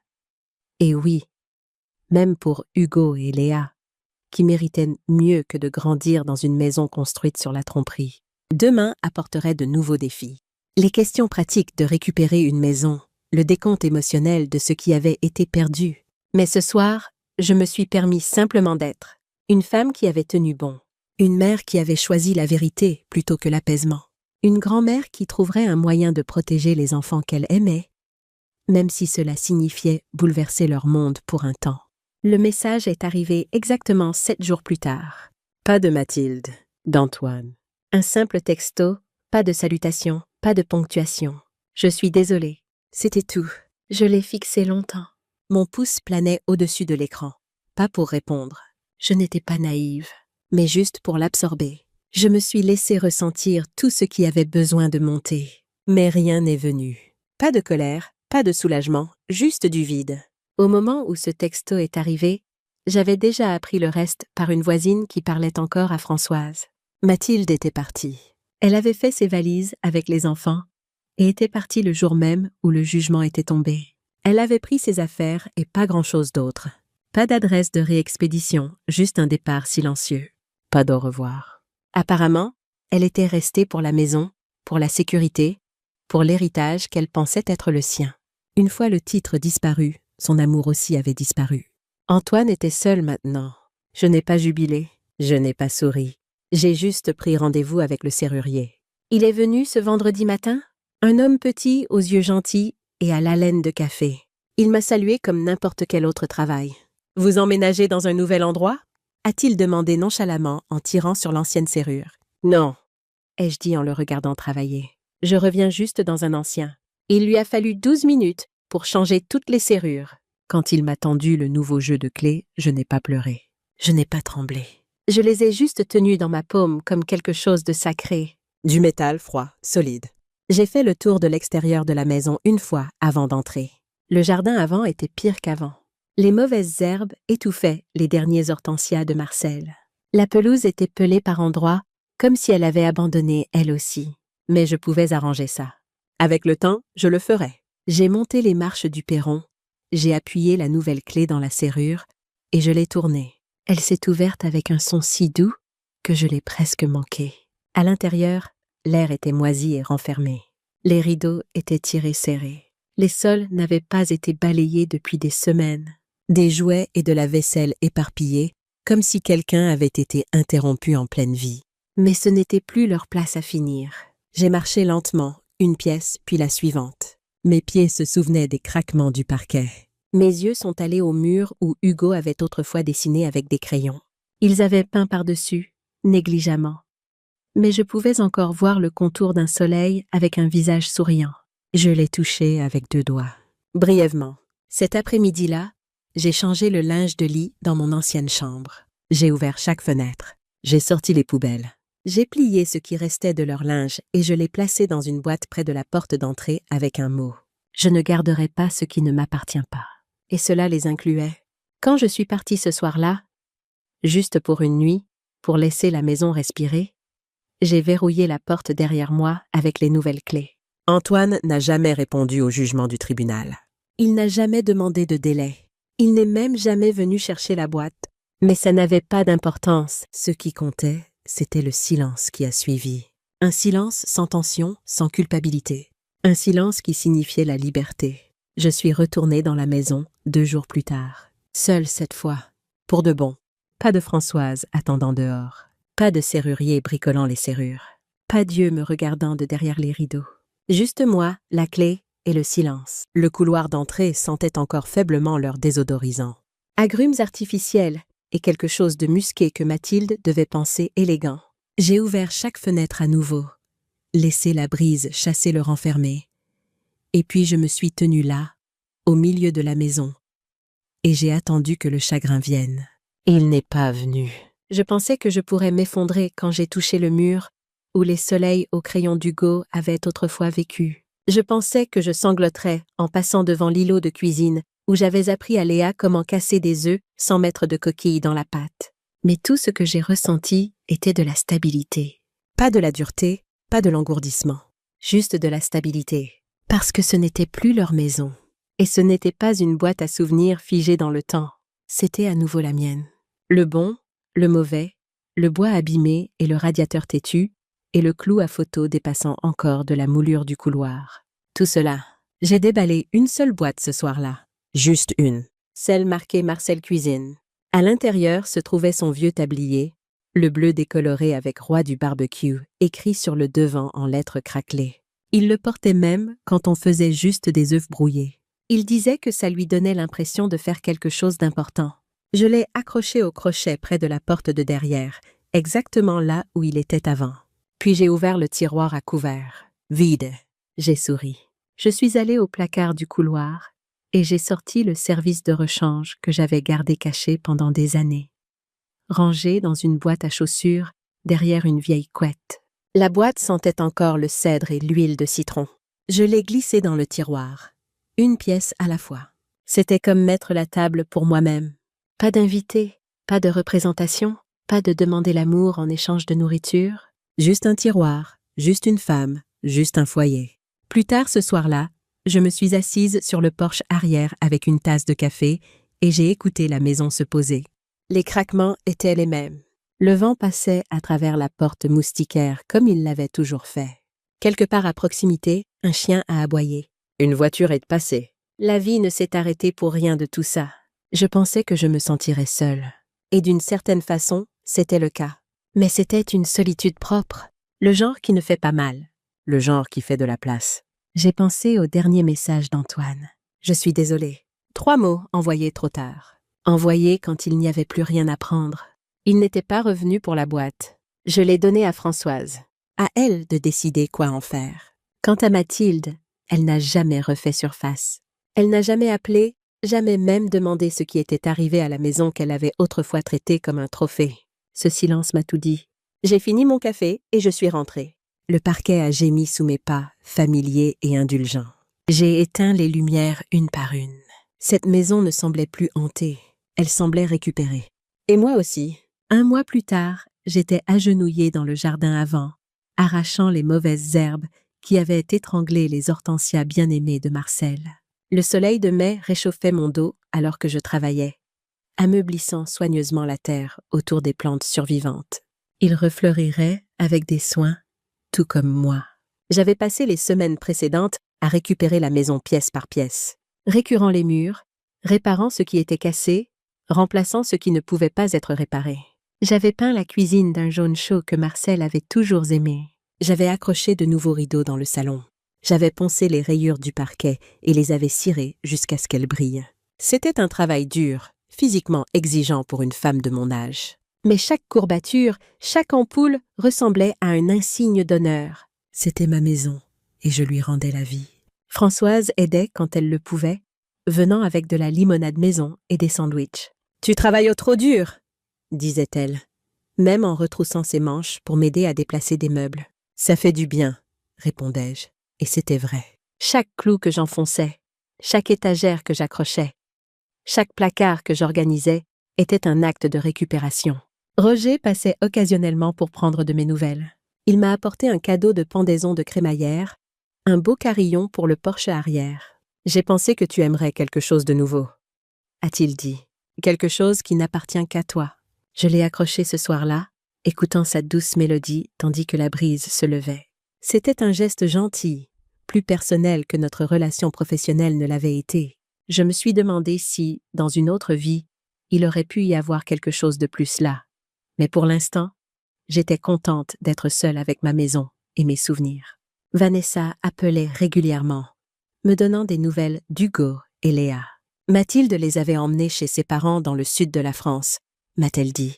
Ils vivaient là-bas pendant qu'elle réglait les choses. « Tu as eu des nouvelles d'Antoine » a-t-elle demandé pendant l'un de nos appels. « Non, ai-je dit. Pas depuis son texto ? Il est toujours en ville, a-t-elle dit. Il vit dans un appartement au centre-ville. Il a l'air terrible. Je n'ai pas répondu à ça. Je n'arrivais pas à trouver en moi de la compassion pour lui. Pas encore. Mais mes petits-enfants me manquaient désespérément. Les enfants demandent de tes nouvelles, a continué Vanessa. Hugo voulait que je t'envoie ça. Elle m'a envoyé une photo d'un dessin au crayon. Une maison avec un soleil souriant au-dessus et 3 personnages dehors, un grand et 2 petits. Mon cœur s'est serré.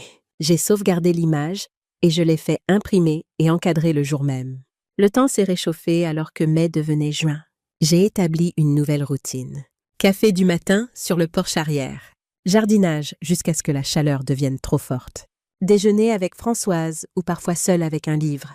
Après-midi passé aux améliorations de la maison ou à la pâtisserie ou simplement assise dans le silence que j'avais appris à chérir. J'étais en train de tailler des rosiers un samedi quand j'ai entendu une voiture s'engager dans l'allée. Pas Françoise. Elle rendait visite à sa fille à Lyon ce week-end. Passe Roger. Nos affaires juridiques étaient conclues. J'ai posé mon sécateur et j'ai fait le tour de la maison, me protégeant les yeux du soleil. Antoine se tenait là, les mains dans les poches, regardant la maison comme s'il la voyait pour la première fois. Il avait perdu du poids.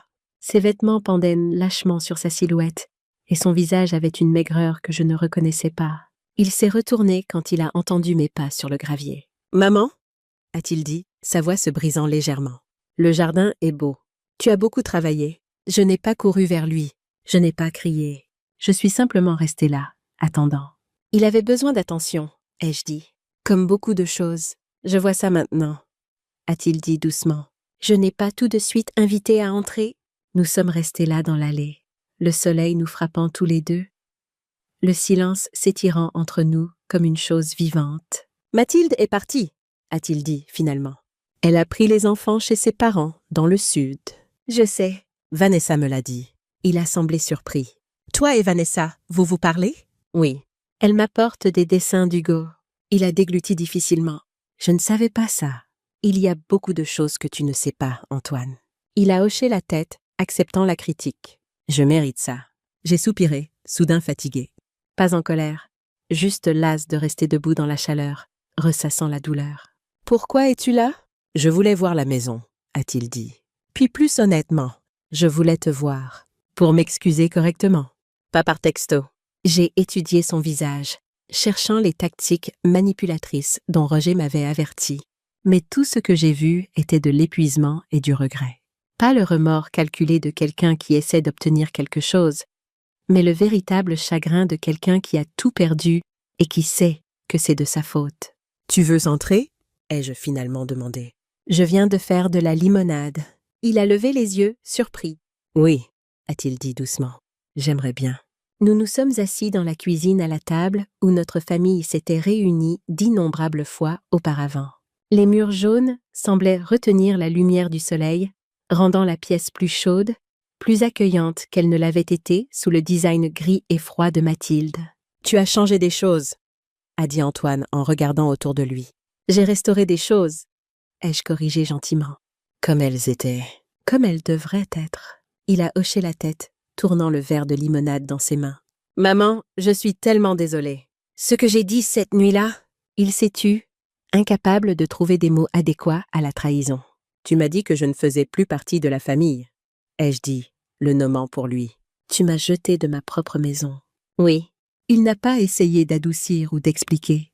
Et il n'y a aucune excuse pour ça. Aucune. Pourquoi? Ai-je demandé simplement. C'était la question qui m'avait hantée pendant des mois. Antoine a posé son verre et s'est frotté le visage à 2 mains. « Je me noyais, » a-t-il finalement dit. Mathilde et moi, on se disputait constamment. Le refinancement échouait. On était endettés jusqu'au cou à cause de ses dépenses. Les enfants faisaient des bêtises parce qu'ils sentaient la tension. Il m'a regardé, les yeux rougis. Et puis, tu as fait ce commentaire sur les enfants et j'ai juste explosé. Toute la pression, toute la peur, tout l'échec. Je l'ai retourné contre toi parce que tu étais en sécurité. Parce que je savais que tu m'aimerais toujours quoi qu'il arrive. L'ironie ne m'a pas échappé. Alors tu m'as blessé parce que tu savais que je t'aimerais toujours. Oui, a-t-il admis. C'est horrible. C'est inexcusable. Mais c'est la vérité. J'ai pris une gorgée de ma limonade, laissant le goût acidulé sucré laver la sécheresse dans ma gorge. Et Mathilde, ce petit sourire que j'ai vu? Le visage d'Antoine s'est assombri. Elle essayait de te pousser dehors depuis des années. Elle disait que tu étais trop impliquée, trop d'opinions. Elle voulait la maison pour elle seule, voulait tout rénover, rendre ça moderne. Il a fait des guillemets avec ses doigts autour du mot. Quand j'ai explosé contre toi, elle a vu ça comme une victoire. Et maintenant, elle est partie. Dès que le jugement du tribunal est tombé, elle n'a même pas attendu que je rentre à la maison. Elle a juste fait les valises des enfants et laissé un mot disant qu'elle allait chez ses parents. Il a ri, un son creux. Il s'avère que la maison était la seule chose qu'elle voulait garder. J'ai ressenti une pointe inattendue de sympathie pour mon fils. Pas assez pour effacer ce qu'il avait fait, mais assez pour le voir comme humain à nouveau. Défaillant, brisé, mais humain. « Qu'est-ce que tu vas faire maintenant ?» ai-je demandé. « Je ne sais pas, » a-t-il admis. « Essayer de voir les enfants, remettre mes finances en ordre, trouver un endroit qui ressemble à un foyer à nouveau. » J'ai hoché la tête, ne faisant aucune promesse, n'offrant pas de solution. C'était son voyage maintenant. « Et toi, maman? Est-ce que tu vas bien ici toute seule ?» J'ai regardé autour de la cuisine, les murs jaunes chauds, le tablier de Marcel suspendu près de la porte, la lumière du soleil entrant par les fenêtres que j'avais nettoyées moi-même. « Je ne suis pas toute seule, » ai-je dit. « J'ai cette maison. » J'ai le souvenir de Marcel. J'ai Françoise et, étonnamment, Vanessa. J'ai une vie que je reconstruis, à mes conditions. Antoine a hoché la tête, ses yeux se remplissant de larmes qu'il a vite chassées en clignant. « Je suis content, » a-t-il dit. « Tu mérites ça. » Nous avons parlé encore 1 heure. Pas de réconciliation ni d'avenir, mais de choses simples. Le jardin, la météo, le livre que je lisais. Ce n'était pas du pardon. Pas encore. Mais c'était un début. Quand il s'est levé pour partir, il a hésité près de la porte. Est-ce que je pourrais? Est-ce que ce serait acceptable si je revenais de temps en temps? J'y ai réfléchi, pesant le risque de le laisser revenir dans ma vie contre le coup de le fermer complètement. Oui, ai-je finalement dit. Mais pas tout de suite, j'ai besoin de plus de temps. Je comprends, a-t-il dit, et je l'ai cru. Je l'ai regardé depuis le porche alors qu'il partait, ressentant un étrange mélange d'émotions. De la tristesse pour ce qui avait été perdu, de la prudence pour ce qui pourrait venir, mais aussi un espoir tranquille que peut-être nous pourrions un jour construire quelque chose de nouveau, des cendres de ce qui avait brûlé. Ce soir-là, j'ai appelé Vanessa. « Antoine est passé aujourd'hui », lui ai-je dit. « Vraiment? Comment c'était? » « Compliqué, » ai-je dit honnêtement, mais nécessaire, je pense. Elle est restée silencieuse un moment. « Les enfants te manquent vraiment, Sylvie. » Mathilde ne l'admettra pas, mais il pleure pour toi la nuit. Surtout Hugo. Mon cœur a eu mal. Il me manque aussi, plus que je ne peux le dire. Et si? Elle a hésité. Et si je te les amenais? Pas tout de suite, mais peut-être dans quelques semaines. Les parents de Mathilde prévoient une croisière en juillet. Elles parlent de me laisser les enfants pendant leur absence. La pensée de revoir Hugo et Léa a fait bondir mon cœur. Tu penses qu'elle serait d'accord? Ce qu'elle ne sait pas ne lui fera pas de mal, a dit Vanessa avec une pointe d'acier dans la voix. Ces enfants ont besoin de leur grand-mère. Et tu as besoin d'eux. Nous avons fait des plans provisoires. Rien de définitif, mais une possibilité. Un espoir. C'était suffisant pour l'instant. Après avoir raccroché, je suis allée sur le porche arrière et je me suis assise dans le vieux fauteuil à bascule que Marcel avait fabriqué quand Antoine était né.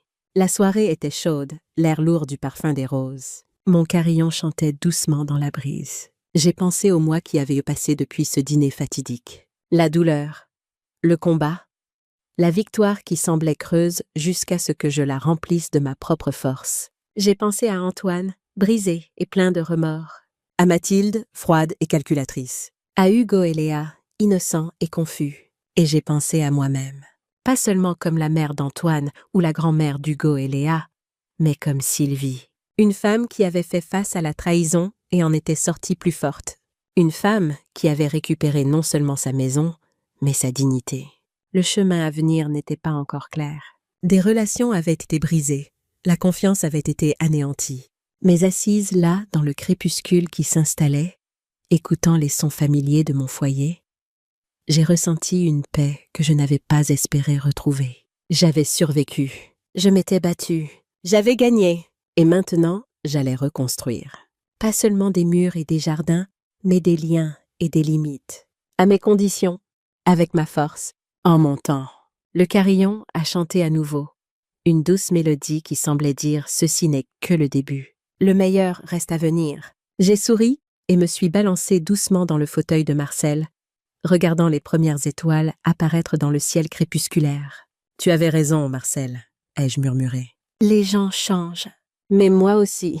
Et dans ce moment tranquille d'acceptation, j'ai trouvé non seulement la restauration, mais la renaissance. Les semaines suivantes ont apporté une transformation continue. Chaque jour, je me réveillais dans ma propre chambre, dans ma propre maison, et je ressentais cette certitude tranquille que j'étais exactement là où je devais être.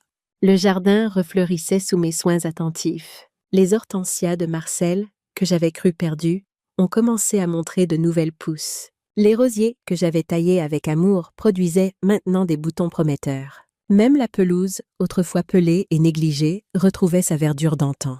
Je passais mes matinées dans le jardin, mes après-midi à ranger et à restaurer l'intérieur de la maison. Chaque pièce retrouvait son âme, sa chaleur. J'ai retrouvé des photos de famille que Mathilde avait reléguées dans des boîtes au grenier. Je les ai accrochées au mur, créant une galerie de souvenirs. Marcel et moi le jour de notre mariage. Antoine bébé dans mes bras. Les premières photos d'Hugo et de Léa. Ces images me rappelaient pourquoi je m'étais battue et pourquoi je continuerais à me battre. Françoise venait souvent, parfois juste pour prendre le café, parfois pour m'aider avec des tâches plus lourdes. Un après-midi, alors que nous peignions ensemble les volets du salon, elle m'a demandé si j'avais des regrets. « Des regrets ?» ai-je répondu en trempant mon pinceau dans la peinture bleu Provence que j'avais choisie. « À propos de quoi ?»« De tout ça. La façon dont les choses se sont passées. » J'ai réfléchi un moment, regardant le bleu vif qui séchait au soleil. « Non, ai-je finalement dit. Pas de regrets. De la tristesse, oui. De la douleur, certainement. Mais pas de regrets. J'ai fait ce que je devais faire. » Elle a hoché la tête, satisfaite de ma réponse. Nous avons continué à peindre en silence, le soleil réchauffant nos épaules, le parfum de la peinture fraîche se mêlant à celui des roses du jardin. C'était un moment de paix simple, le genre que j'avais appris à chérir. Roger est passé un soir de juin, apportant une bouteille de champagne. « Pour célébrer, a-t-il dit, la conclusion officielle de votre affaire. » Nous nous sommes assis sur le porche arrière, regardant le soleil se coucher derrière les arbres. Le carillon chantait doucement, accompagnant notre conversation. « Comment vous sentez-vous maintenant que tout est terminé ?» a-t-il demandé. « Je me sens libre, » ai-je répondu après réflexion. Pour la première fois depuis longtemps, je me sens vraiment libre. Il a souri, un sourire chaleureux qui adoucissait ses traits habituellement sérieux. « Vous le méritez, Sylvie. Vous avez fait preuve d'un courage remarquable. » « Ce n'était pas du courage, » ai-je dit. C'était de la survie. Et de l'amour. L'amour pour cette maison, pour la mémoire de Marcel, pour mes petits-enfants. « C'est peut-être la même chose, » a-t-il suggéré. Nous avons parlé longtemps ce soir-là. Pas seulement de l'affaire, mais de la vie, de la perte, de la reconstruction. Quand il est parti, j'ai ressenti une gratitude profonde. Non seulement pour son aide professionnelle, mais pour son amitié, pour sa présence constante pendant les moments les plus difficiles. Juillet est arrivé avec la chaleur de l'été et la promesse d'une visite. Vanessa m'a appelé pour confirmer que les parents de Mathilde partaient bien en croisière et qu'elle aurait les enfants pendant 2 semaines. « Ils arrivent samedi », a-t-elle dit, l'excitation évidente dans sa voix. « Je les amènerai dimanche après-midi, si ça te convient. »« Ça me convient parfaitement, » ai-je répondu, le cœur battant d'anticipation. J'ai passé la semaine à préparer. J'ai nettoyé la chambre d'amis et y ai installé des jouets et des livres pour les enfants. J'ai cuisiné leurs plats préférés. J'ai même préparé un gâteau au chocolat, celui qu'Hugo adorait depuis toujours. Quand dimanche est arrivé, j'ai attendu sur le porche, le cœur battant comme celui d'une jeune fille à son premier rendez-vous. Quand la voiture de Vanessa s'est engagée dans l'allée, j'ai retenu mon souffle. Hugo est sorti le premier, ses yeux s'écarquillant quand il m'a vue. Puis un sourire immense a illuminé son visage. « Mamie !» a-t-il crié en courant vers moi. Il a sauté dans mes bras avec une telle force que j'ai failli perdre l'équilibre.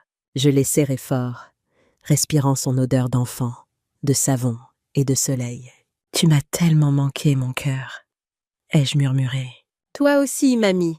a-t-il dit, sa voix étouffée contre mon épaule. « Pourquoi tu es partie si longtemps ?»« Je ne suis pas partie, » ai-je dit doucement. J'étais toujours là, juste un peu plus loin, pendant un temps. Léa est arrivée ensuite, marchant avec cette dignité délibérée que je lui connaissais. Elle portait une nouvelle robe d'été et tenait toujours son lapin Pom-Pom. « Mamie » a-t-elle dit solennellement en me tendant le lapin. « Pom-Pom a dit qu'il voulait voir ta maison. » J'ai pris le lapin avec tout le sérieux qu'une enfant de 4 ans attendait. « Eh bien, Pom-Pom est le bienvenu. Et toi aussi, ma chérie. » Elle a hoché la tête, apparemment satisfaite, et m'a laissé la prendre dans mes bras. Nous avons passé l'après-midi ensemble, les enfants, Vanessa et moi. Nous avons exploré le jardin, où Hugo a été ravi de voir les hortensias refleurir. Nous avons fait des cookies dans la cuisine, Léa perchée sur un tabouret, les mains pleines de pâtes. Nous avons lu des histoires dans le salon, les enfants blottis contre moi sur le canapé. C'était parfait, absolument parfait. Quand le soir est venu et qu'il était temps pour eux de partir, Hugo m'a regardé avec ses grands yeux sérieux. « Mamie, a-t-il dit, est-ce qu'on peut revenir ?»« Bien sûr, ai-je répondu. Vous pouvez revenir aussi souvent que vous voulez. »« Promise ?»« Promise. » Je lui ai embrassé le front, puis Léa, puis je les ai regardés monter dans la voiture de Vanessa. Ils m'ont fait signe par la fenêtre jusqu'à ce que la voiture disparaisse au coin de la rue. Je suis restée sur le porche longtemps après leur départ, le cœur plein. Ce n'était pas la fin. C'était un nouveau chapitre. Un chapitre où je pourrais être présente dans la vie de mes petits-enfants, même si les circonstances avaient changé. Un chapitre où l'amour trouverait un chemin malgré les obstacles. Antoine a rappelé quelques jours plus tard. Cette fois, sa voix était différente. Plus légère, peut-être. Ou simplement moins accablée. « Vanessa m'a dit que les enfants t'ont vu, » a-t-il dit. « Oui, ils sont venus dimanche. Comment vont-ils ?»« Bien. »« Ils vont bien. Ils ont demandé de tes nouvelles. » Il y a eu un silence, puis il a dit quelque chose qui m'a surprise. « Maman, je vais essayer d'obtenir la garde partagée. » Mathilde ne s'occupe pas vraiment d'eux. Elle les laisse avec ses parents la plupart du temps. Je veux être là pour eux. Je veux faire mieux. J'ai senti quelque chose bouger en moi. Pas du pardon, pas encore, mais peut-être le début de quelque chose qui pourrait y mener un jour. « C'est bien, Antoine, » ai-je dit. Les enfants ont besoin de leur père. Ils ont aussi besoin de leur grand-mère, a-t-il ajouté doucement. Je le sais maintenant. Nous avons parlé plus longtemps cette fois, avec moins de tension, plus de franchise. Ce n'était pas une réconciliation. Nous étions encore loin de ça. Mais c'était une main tendue, prudemment, à travers le gouffre qui nous avait séparés. L'été s'est poursuivi, chaud et lumineux. J'ai établi une nouvelle routine. Les enfants venaient me voir régulièrement, soit avec Vanessa, soit parfois avec Antoine. Ces visites étaient les moments les plus précieux de ma semaine. Nous jardions ensemble, nous cuisinions, nous lisions des histoires, nous construisions des forts. Nous faisions tout ce que font les grands-mères avec leurs petits-enfants. Et lentement, les blessures ont commencé à cicatriser, pas à disparaître. Les cicatrices resteraient toujours, rappel de ce qui avait été perdu, de ce qui avait été dit, mais elles ne faisaient plus aussi mal. Un soir de fin août, j'étais assise sur le porche arrière, regardant le soleil se coucher sur mon jardin restauré. Le carillon chantait doucement. Les roses embaumaient l'air du soir. Quelque part dans la maison, les voix d'Hugo et de Léa résonnaient. Ils passaient la nuit, leur première nuit chez moi depuis que tout avait changé. Françoise était venue dîner et maintenant elle lisait des histoires aux enfants pendant que je profitais de ce moment de paix. J'ai pensé au chemin parcouru depuis ce dimanche fatidique. La douleur, la colère, la peur. Le combat, la victoire, la reconstruction. Et maintenant, cette soirée d'été, avec mes petits-enfants sous mon toit, ma meilleure amie dans mon salon. Ma maison enfin redevenue un foyer. Marcel serait fier, ai-je murmuré au ciel qui s'assombrissait. Il avait planifié tout ça, tu sais. Il savait que les gens changent quand l'argent est en jeu. Il m'a protégée même après sa mort. Le carillon a chanté une note claire, comme une réponse. J'ai souri et je me suis levée. Dans le salon, J'ai trouvé Françoise assise entre Hugo et Léa sur le canapé, leur lisant Le Petit Prince. Les enfants étaient fascinés, leurs yeux grands ouverts, absorbant chaque mot. Je me suis appuyée contre le chambranle de la porte, les regardant. Ma famille, peut-être plus petite qu'avant, peut-être différente de ce que j'avais imaginé, mais toujours ma famille, toujours pleine d'amour. « Tu te joins à nous, mamie ?» a demandé Hugo en me voyant. « Bien sûr », ai-je dit en m'asseyant dans le fauteuil près d'eux. « Où en êtes-vous? Au petit bonhomme qui veut qu'on lui dessine un mouton ?» a dit Léa avec autorité. « Ah », ai-je dit, c'est une de mes parties préférées. Françoise a continué à lire, sa voix douce remplissant la pièce de mots sur les étoiles et les roses et ce qui est vraiment important dans la vie. Les enfants écoutaient, captivés, et moi, je les regardais, le cœur plein d'une gratitude que je n'aurais pas cru possible il y a seulement quelques mois. Cette nuit-là, après avoir couché les enfants, Françoise et moi nous sommes assises sur le porche avec une tisane. « Tu as l'air heureuse », a-t-elle observé. « Je le suis », ai-je répondu. « Étonnamment, profondément heureuse. »« Ce n'est pas étonnant du tout », a-t-elle dit. « Tu as traversé le feu et tu en es ressortie. Tu as le droit d'être heureuse. » Nous avons parlé longtemps, comme nous l'avions fait pendant 50 ans d'amitié. De la vie, de la perte, de l'amour, de l'espoir. De tout ce qui compte vraiment. Quand elle est partie, j'ai fait le tour de la maison, vérifiant les portes, éteignant les lumières. Je me suis arrêtée devant la chambre où les enfants dormaient, écoutant leur respiration paisible. Puis je suis allée dans ma chambre, la chambre que j'avais partagée avec Marcel pendant plus de 40 ans. Je me suis assise sur le lit et j'ai regardé la photo de notre mariage sur la table de nuit. « Nous y sommes arrivés, Marcel », ai-je dit. La maison est à nouveau un foyer. Les enfants sont en sécurité. Et moi, je me suis retrouvée. Je me suis couchée, écoutant les bruits familiers de la maison. Le craquement du parquet, le murmure du vent dans les arbres, le tic-tac de l'horloge dans le couloir. Des sons de chez moi, des sons de paix. Et alors que je m'endormais, j'ai su avec certitude que tout irait bien. Pas parfaitement, pas facilement, mais bien. Parce que j'avais appris quelque chose de précieux à travers tout ça. J'avais appris que la famille n'est pas seulement du sang et des actes de propriété. C'est de l'amour, de la loyauté, du respect. C'est être là les uns pour les autres, même quand c'est difficile. C'est pardonner quand le pardon est mérité. Et c'est tenir bon quand c'est nécessaire. J'avais tenu bon. Et maintenant, je pouvais avancer, pas en oubliant le passé, mais en le portant avec moi, comme les cicatrices qui nous rappellent ce que nous avons survécu, ce que nous avons appris, ce que nous sommes devenus. Le lendemain matin, je me suis réveillée au son des rires d'enfants dans la cuisine. Hugo et Léa essayaient de faire des crêpes avec des résultats mitigés si j'en jugeais par le bruit.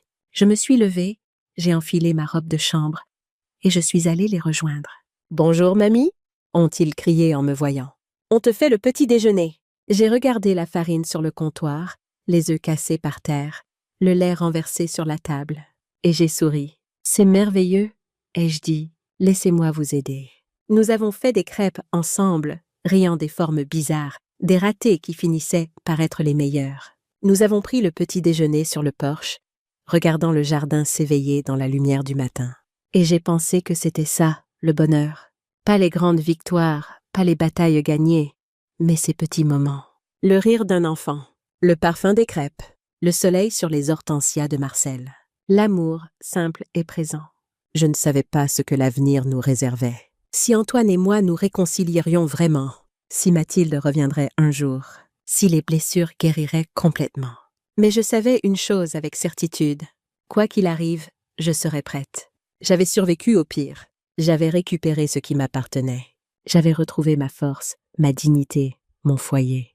Et maintenant, entourée de mes petits-enfants dans la maison que Marcel et moi avions construite, je pouvais enfin regarder vers l'avenir avec espoir. Les semaines qui ont suivi ont apporté leur lot de défis et de petites victoires. La rentrée scolaire approchait, et avec elle, de nouvelles questions à résoudre.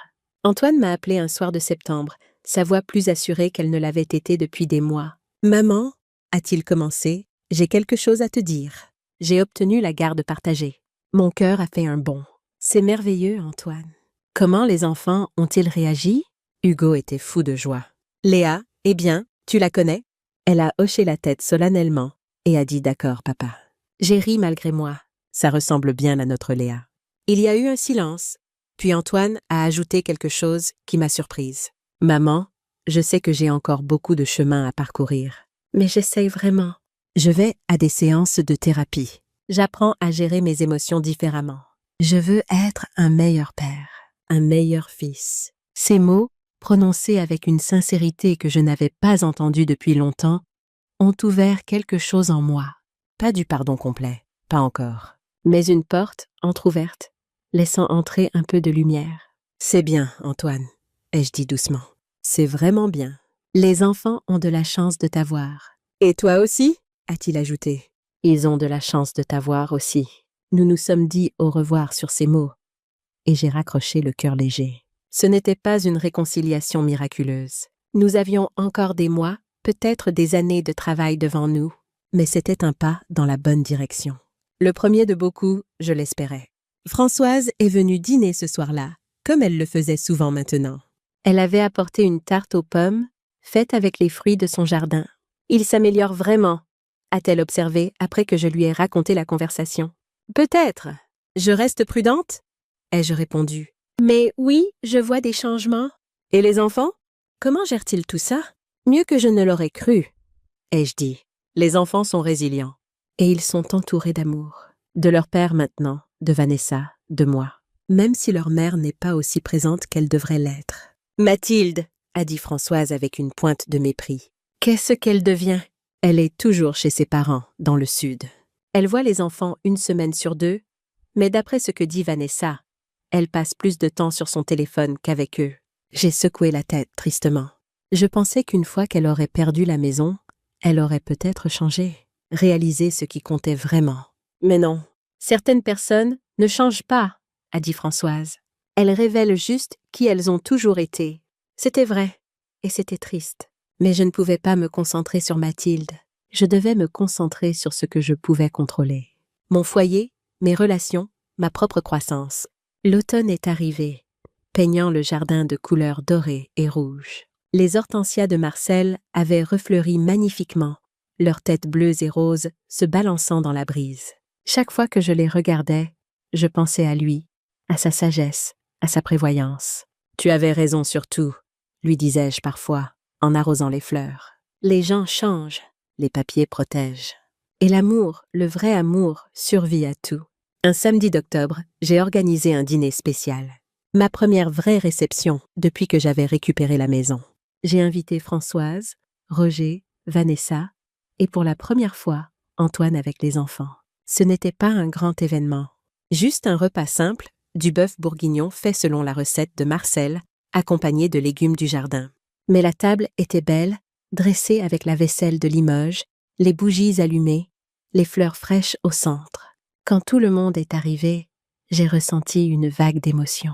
Ma maison était à nouveau pleine de vie, de rire, de conversation. Pas la même vie qu'avant, mais une vie nouvelle, peut-être même meilleure. « Mamie, c'est trop bon !» s'est exclamé Hugo en goûtant le bœuf bourguignon. « C'est la recette de ton grand-père Marcel, lui ai-je dit. Il serait content que tu l'aimes. »« C'était qui, grand-père Marcel ?» a demandé Léa. Elle ne l'avait jamais connu. Il était déjà parti quand elle était née. « C'était mon mari, ai-je dit doucement. Le papa de ton papa. C'était un homme très gentil et très sage. »« Comme dans les histoires ?» a-t-elle demandé. « Oui, ma chérie. » Exactement comme dans les histoires. Antoine m'a regardé par-dessus la table, les yeux brillants. « Je me souviens de ce plat, » a-t-il dit. Papa le faisait tous les dimanches. Je me souviens de l'odeur, de la façon dont la maison sentait le thym et le laurier. Je me souviens d'être assis ici, à cette même table, à l'écouter raconter des histoires. Sa voix s'est brisée légèrement. « Je suis désolée, maman, de t'avoir fait perdre tout ça, de t'avoir chassé de ces souvenirs. Je ne les ai pas perdus, ai-je dit. Je les ai récupérés. Et maintenant, nous en créons de nouveaux. » Il a hoché la tête, incapable de parler. Mais je voyais dans ses yeux quelque chose que je n'avais pas vu depuis longtemps. De la gratitude, du regret sincère, et peut-être, juste peut-être, le début du pardon qu'il cherchait. Le dîner s'est poursuivi dans une atmosphère chaleureuse. Roger a raconté des anecdotes de ses années de droit. Françoise a fait rire les enfants avec des histoires de ma jeunesse. Vanessa a pris des photos de tout le monde, promettant de les envoyer. Et moi, j'ai regardé autour de moi, absorbant chaque moment.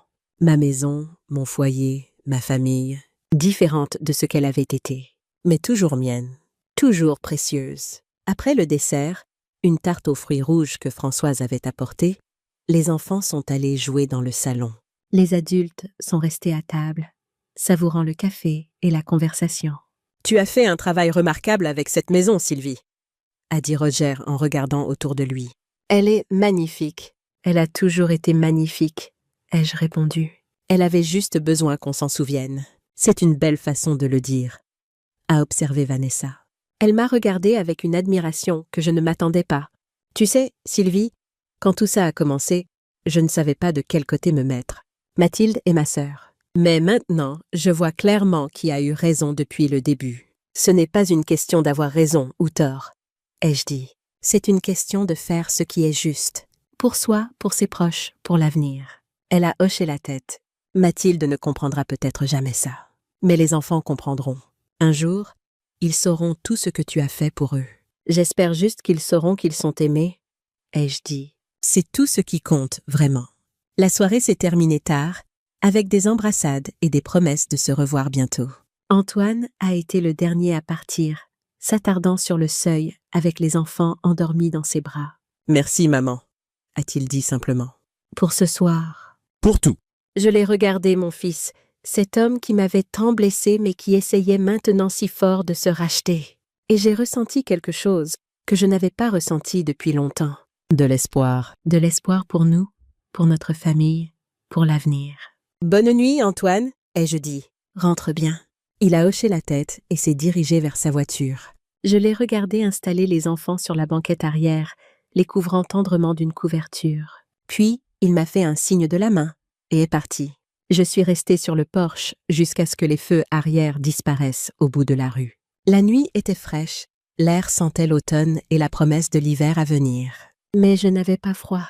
J'étais réchauffée par l'amour, par la famille, par la certitude que j'étais exactement là où je devais être. J'ai fermé la porte et j'ai fait le tour de la maison, éteignant les lumières une par une. Dans la cuisine, j'ai lavé les derniers plats, rangeant la vaisselle de Limoges avec soin. Dans le salon, j'ai ramassé les jouets que les enfants avaient laissés, les plaçant dans le coffre que je gardais maintenant pour leur visite. Et dans ma chambre, je me suis assise sur le lit et j'ai regardé la photo de Marcel. « Nous avons réussi », lui ai-je dit. Pas comme nous l'avions prévu, mais nous avons réussi quand même. Le cadre brillait doucement dans la lumière de la lampe de chevet. Marcel souriait, comme il l'avait toujours fait, comme s'il savait déjà que tout irait bien. Je me suis couchée, épuisée mais heureuse. Demain apporterait de nouveaux défis, de nouvelles joies, de nouvelles opportunités de croissance. Mais ce soir, j'étais en paix avec ma maison, avec ma famille, avec moi-même. L'hiver est arrivé, apportant son lot de fêtes et de célébrations. J'ai organisé un Noël mémorable, le premier dans ma maison restaurée depuis des années. Le sapin brillait dans le coin du salon, décoré avec les ornements que Marcel et moi avions collectionnés au fil des décennies. Les enfants ont ouvert leurs cadeaux avec des cris de joie.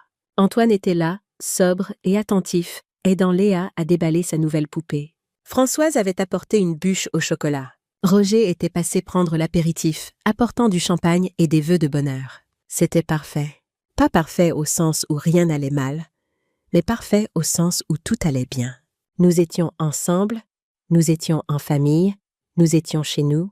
Plus tard ce soir-là, alors que les enfants jouaient avec leurs nouveaux jouets et que les adultes bavardaient autour du feu, j'ai pris un moment pour regarder autour de moi. Cette maison, ces personnes, cette vie. J'avais failli tout perdre, mais j'avais tenu bon. J'avais récupéré ce qui m'appartenait. Et maintenant, je pouvais profiter des fruits de cette bataille. Joyeux Noël, Marcel, ai-je murmuré en regardant par la fenêtre les flocons de neige qui commençaient à tomber. Tu vois, la maison est pleine à nouveau, pleine d'amour et de rire et d'enfants. Exactement comme tu l'aurais voulu. Le printemps suivant a apporté encore plus de changements. Antoine a trouvé un nouvel appartement, plus grand, avec une chambre pour chacun des enfants. Il s'est inscrit à des cours du soir pour améliorer ses compétences professionnelles. Il a même commencé à jardiner, m'appelant pour des conseils sur les roses et les hortensias. « Il grandit !» ai-je dit à Françoise un après-midi où nous prenions le thé sur mon porche. « Vraiment grandi. Il était temps !» a-t-elle répondu avec son pragmatisme habituel. « Mais mieux vaut tard que jamais. » « Et Mathilde ?» J'ai haussé les épaules. Toujours la même. Les enfants reviennent de chez elle frustrés et négligés. Mais Antoine s'en occupe. Il leur donne la stabilité dont ils ont besoin. C'est tout ce qui compte, a dit Françoise. Les enfants sont résilients. Ils s'en sortiront. Elle avait raison, bien sûr. Les enfants s'adaptaient, s'épanouissaient même. Hugo excellait à l'école, apportant fièrement ses bulletins pour me les montrer. Léa développait une personnalité forte et assurée, n'hésitant pas à exprimer ses opinions avec une certitude qui me faisait sourire. Et moi, je continuais à reconstruire ma vie, jour après jour, moment après moment. J'ai rejoint un club de jardinage local. J'ai repris le tricot, confectionnant des pulls et des écharpes pour les enfants.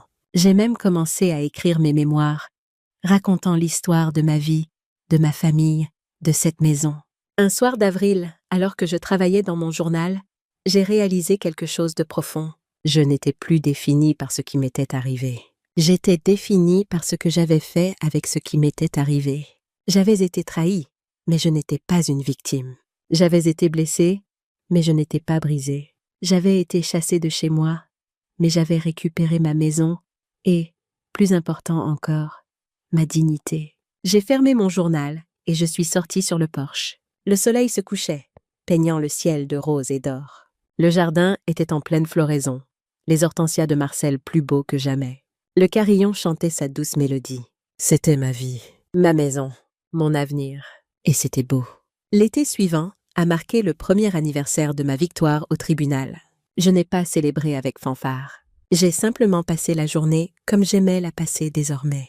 Jardinage le matin, déjeuner avec Françoise, après-midi tranquille avec un livre sur le porche. Le soir, les enfants sont venus dîner avec Antoine.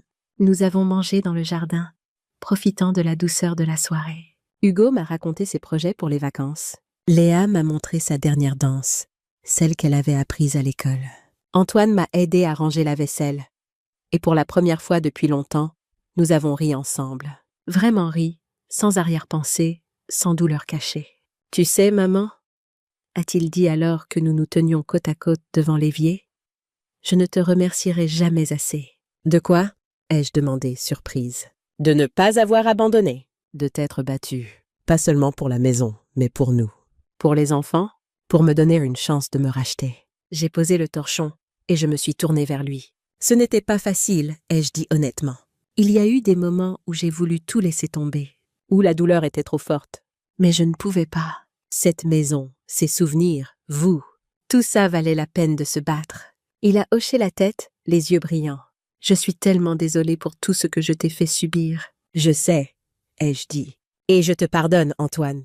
Pas parce que tu le mérites, mais parce que je me le dois. Parce que garder cette colère, cette rancune, ça me faisait du mal à moi, pas à toi. » Il m'a pris dans ses bras, et pour la première fois depuis cette terrible nuit, je me suis laissée aller. J'ai pleuré, pas de tristesse, mais de soulagement, de libération, de guérison. Quand nous nous sommes séparés, il a essuyé ses yeux et a souri. « On peut repartir de zéro ?» a-t-il demandé. « Pas de zéro, ai-je répondu. On ne peut jamais vraiment repartir de zéro. Mais on peut construire quelque chose de nouveau sur les ruines de l'ancien. Quelque chose de plus fort, peut-être. » Il a hoché la tête, acceptant cette vérité. Les mois qui ont suivi ont été marqués par cette reconstruction. Antoine venait régulièrement, parfois seul, parfois avec les enfants. Nous avons recommencé à avoir de vraies conversations, pas seulement des échanges superficiels. Il m'a parlé de ses séances de thérapie, de ce qu'il apprenait sur lui-même. Je lui ai parlé de mes projets, de mes rêves pour l'avenir. Nous avons partagé des souvenirs de Marcel, des histoires que nous n'avions pas racontées depuis des années. Un jour, il m'a apporté une boîte qu'il avait retrouvée dans son ancien appartement. Des photos, des lettres, des souvenirs de son enfance. Des choses que Mathilde avait voulu jeter, mais qu'il avait sauvées. « Regarde » a-t-il dit en sortant une photo. « C'est mon premier jour d'école. Tu te souviens ?» Je me souvenais. Marcel l'avait porté sur ses épaules jusqu'à la grille de l'école. J'avais pleuré en le voyant partir, mon petit garçon devenant grand. C'était une autre époque, ai-je dit. Une époque plus simple. Peut-être, a-t-il répondu. Mais les choses importantes n'ont pas changé. L'amour n'a pas changé. Nous avons passé l'après-midi à regarder ces vieilles photos, à rire et à pleurer ensemble. C'était une catharsis, une purification. Une façon de reconnecter avec ce que nous avions été avant que tout ne dérape. Françoise a remarqué le changement en moi. Tu as l'air plus légère, a-t-elle observé un jour. Comme si un poids avait été enlevé de tes épaules. Le poids de la rancune, ai-je répondu. J'ai pardonné à Antoine. Vraiment pardonné, pas juste en parole. Elle a hoché la tête avec approbation. C'est bien. Le pardon est autant pour celui qui pardonne que pour celui qui est pardonné. Tu avais raison, ai-je dit. Quand tu m'as dit que les enfants comprennent plus qu'on ne le pense. Hugo m'a demandé l'autre jour si papa et moi étions amis maintenant. Et qu'est-ce que tu as répondu? J'ai dit que nous essayons. Que parfois les adultes se disputent, comme les enfants, mais que l'important est de savoir s'excuser et de se pardonner. Sage réponse, a dit Françoise. Et vrai. Nous avons continué notre thé en silence, profitant de la compagnie l'une de l'autre, de cette amitié de 50 ans qui avait survécu à tant de choses. 1 an plus tard, j'ai organisé une fête pour le 10e anniversaire du Hugo. La maison était pleine d'enfants, de rires, de ballons et de gâteaux. Antoine était là, aidant avec les jeux. Vanessa avait amené ses propres enfants, les cousins d'Hugo et Léa. Même Roger était passé, apportant un livre sur les dinosaures que Hugo avait réclamé. C'était bruyant, chaotique, joyeux, exactement ce qu'une maison devrait être. J'ai regardé autour de moi, ces visages souriants, ces enfants qui couraient dans le jardin, où les hortensias de Marcel fleurissaient toujours. Et j'ai ressenti une gratitude profonde. « Heureuse ?» m'a demandé Françoise en se glissant à côté de moi. « Oui », ai-je dit. « Vraiment, profondément heureuse. »« C'est tout ce qui compte », a-t-elle répondu. « Après tout ce que tu as traversé, tu mérites ce bonheur. »« Ce n'est pas une question de mérite, » ai-je dit. « C'est une question de choix. J'ai choisi de me battre. J'ai choisi de reconstruire. J'ai choisi de pardonner. Et maintenant, je choisis d'être heureuse. » Elle a souri et m'a serré la main. « Tu es la femme la plus forte que je connaisse, Sylvie. »« Non, » ai-je dit. « Je suis juste une femme qui a refusé de se laisser briser. » Il y a une différence. Elle a hoché la tête, comprenant. Nous avons regardé les enfants jouer, le soleil briller sur le jardin, la vie continuer. Et j'ai su, avec une certitude absolue, que j'avais fait les bons choix.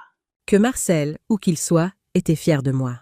Que l'avenir, malgré ses incertitudes, serait bon. Qu'est-ce que vous feriez à ma place? Avez-vous déjà vécu quelque chose de similaire? Dites-le moi dans les commentaires et n'oubliez pas de me dire de quelle ville vous regardez. Si vous avez aimé mon histoire, n'oubliez pas de regarder 2 autres vidéos favorites de notre chaîne. Ma belle-fille m'a interdit de voir mon petit-fils jusqu'à ce qu'elle ait besoin de mon argent. Et après 40 ans de mariage, mon mari est parti.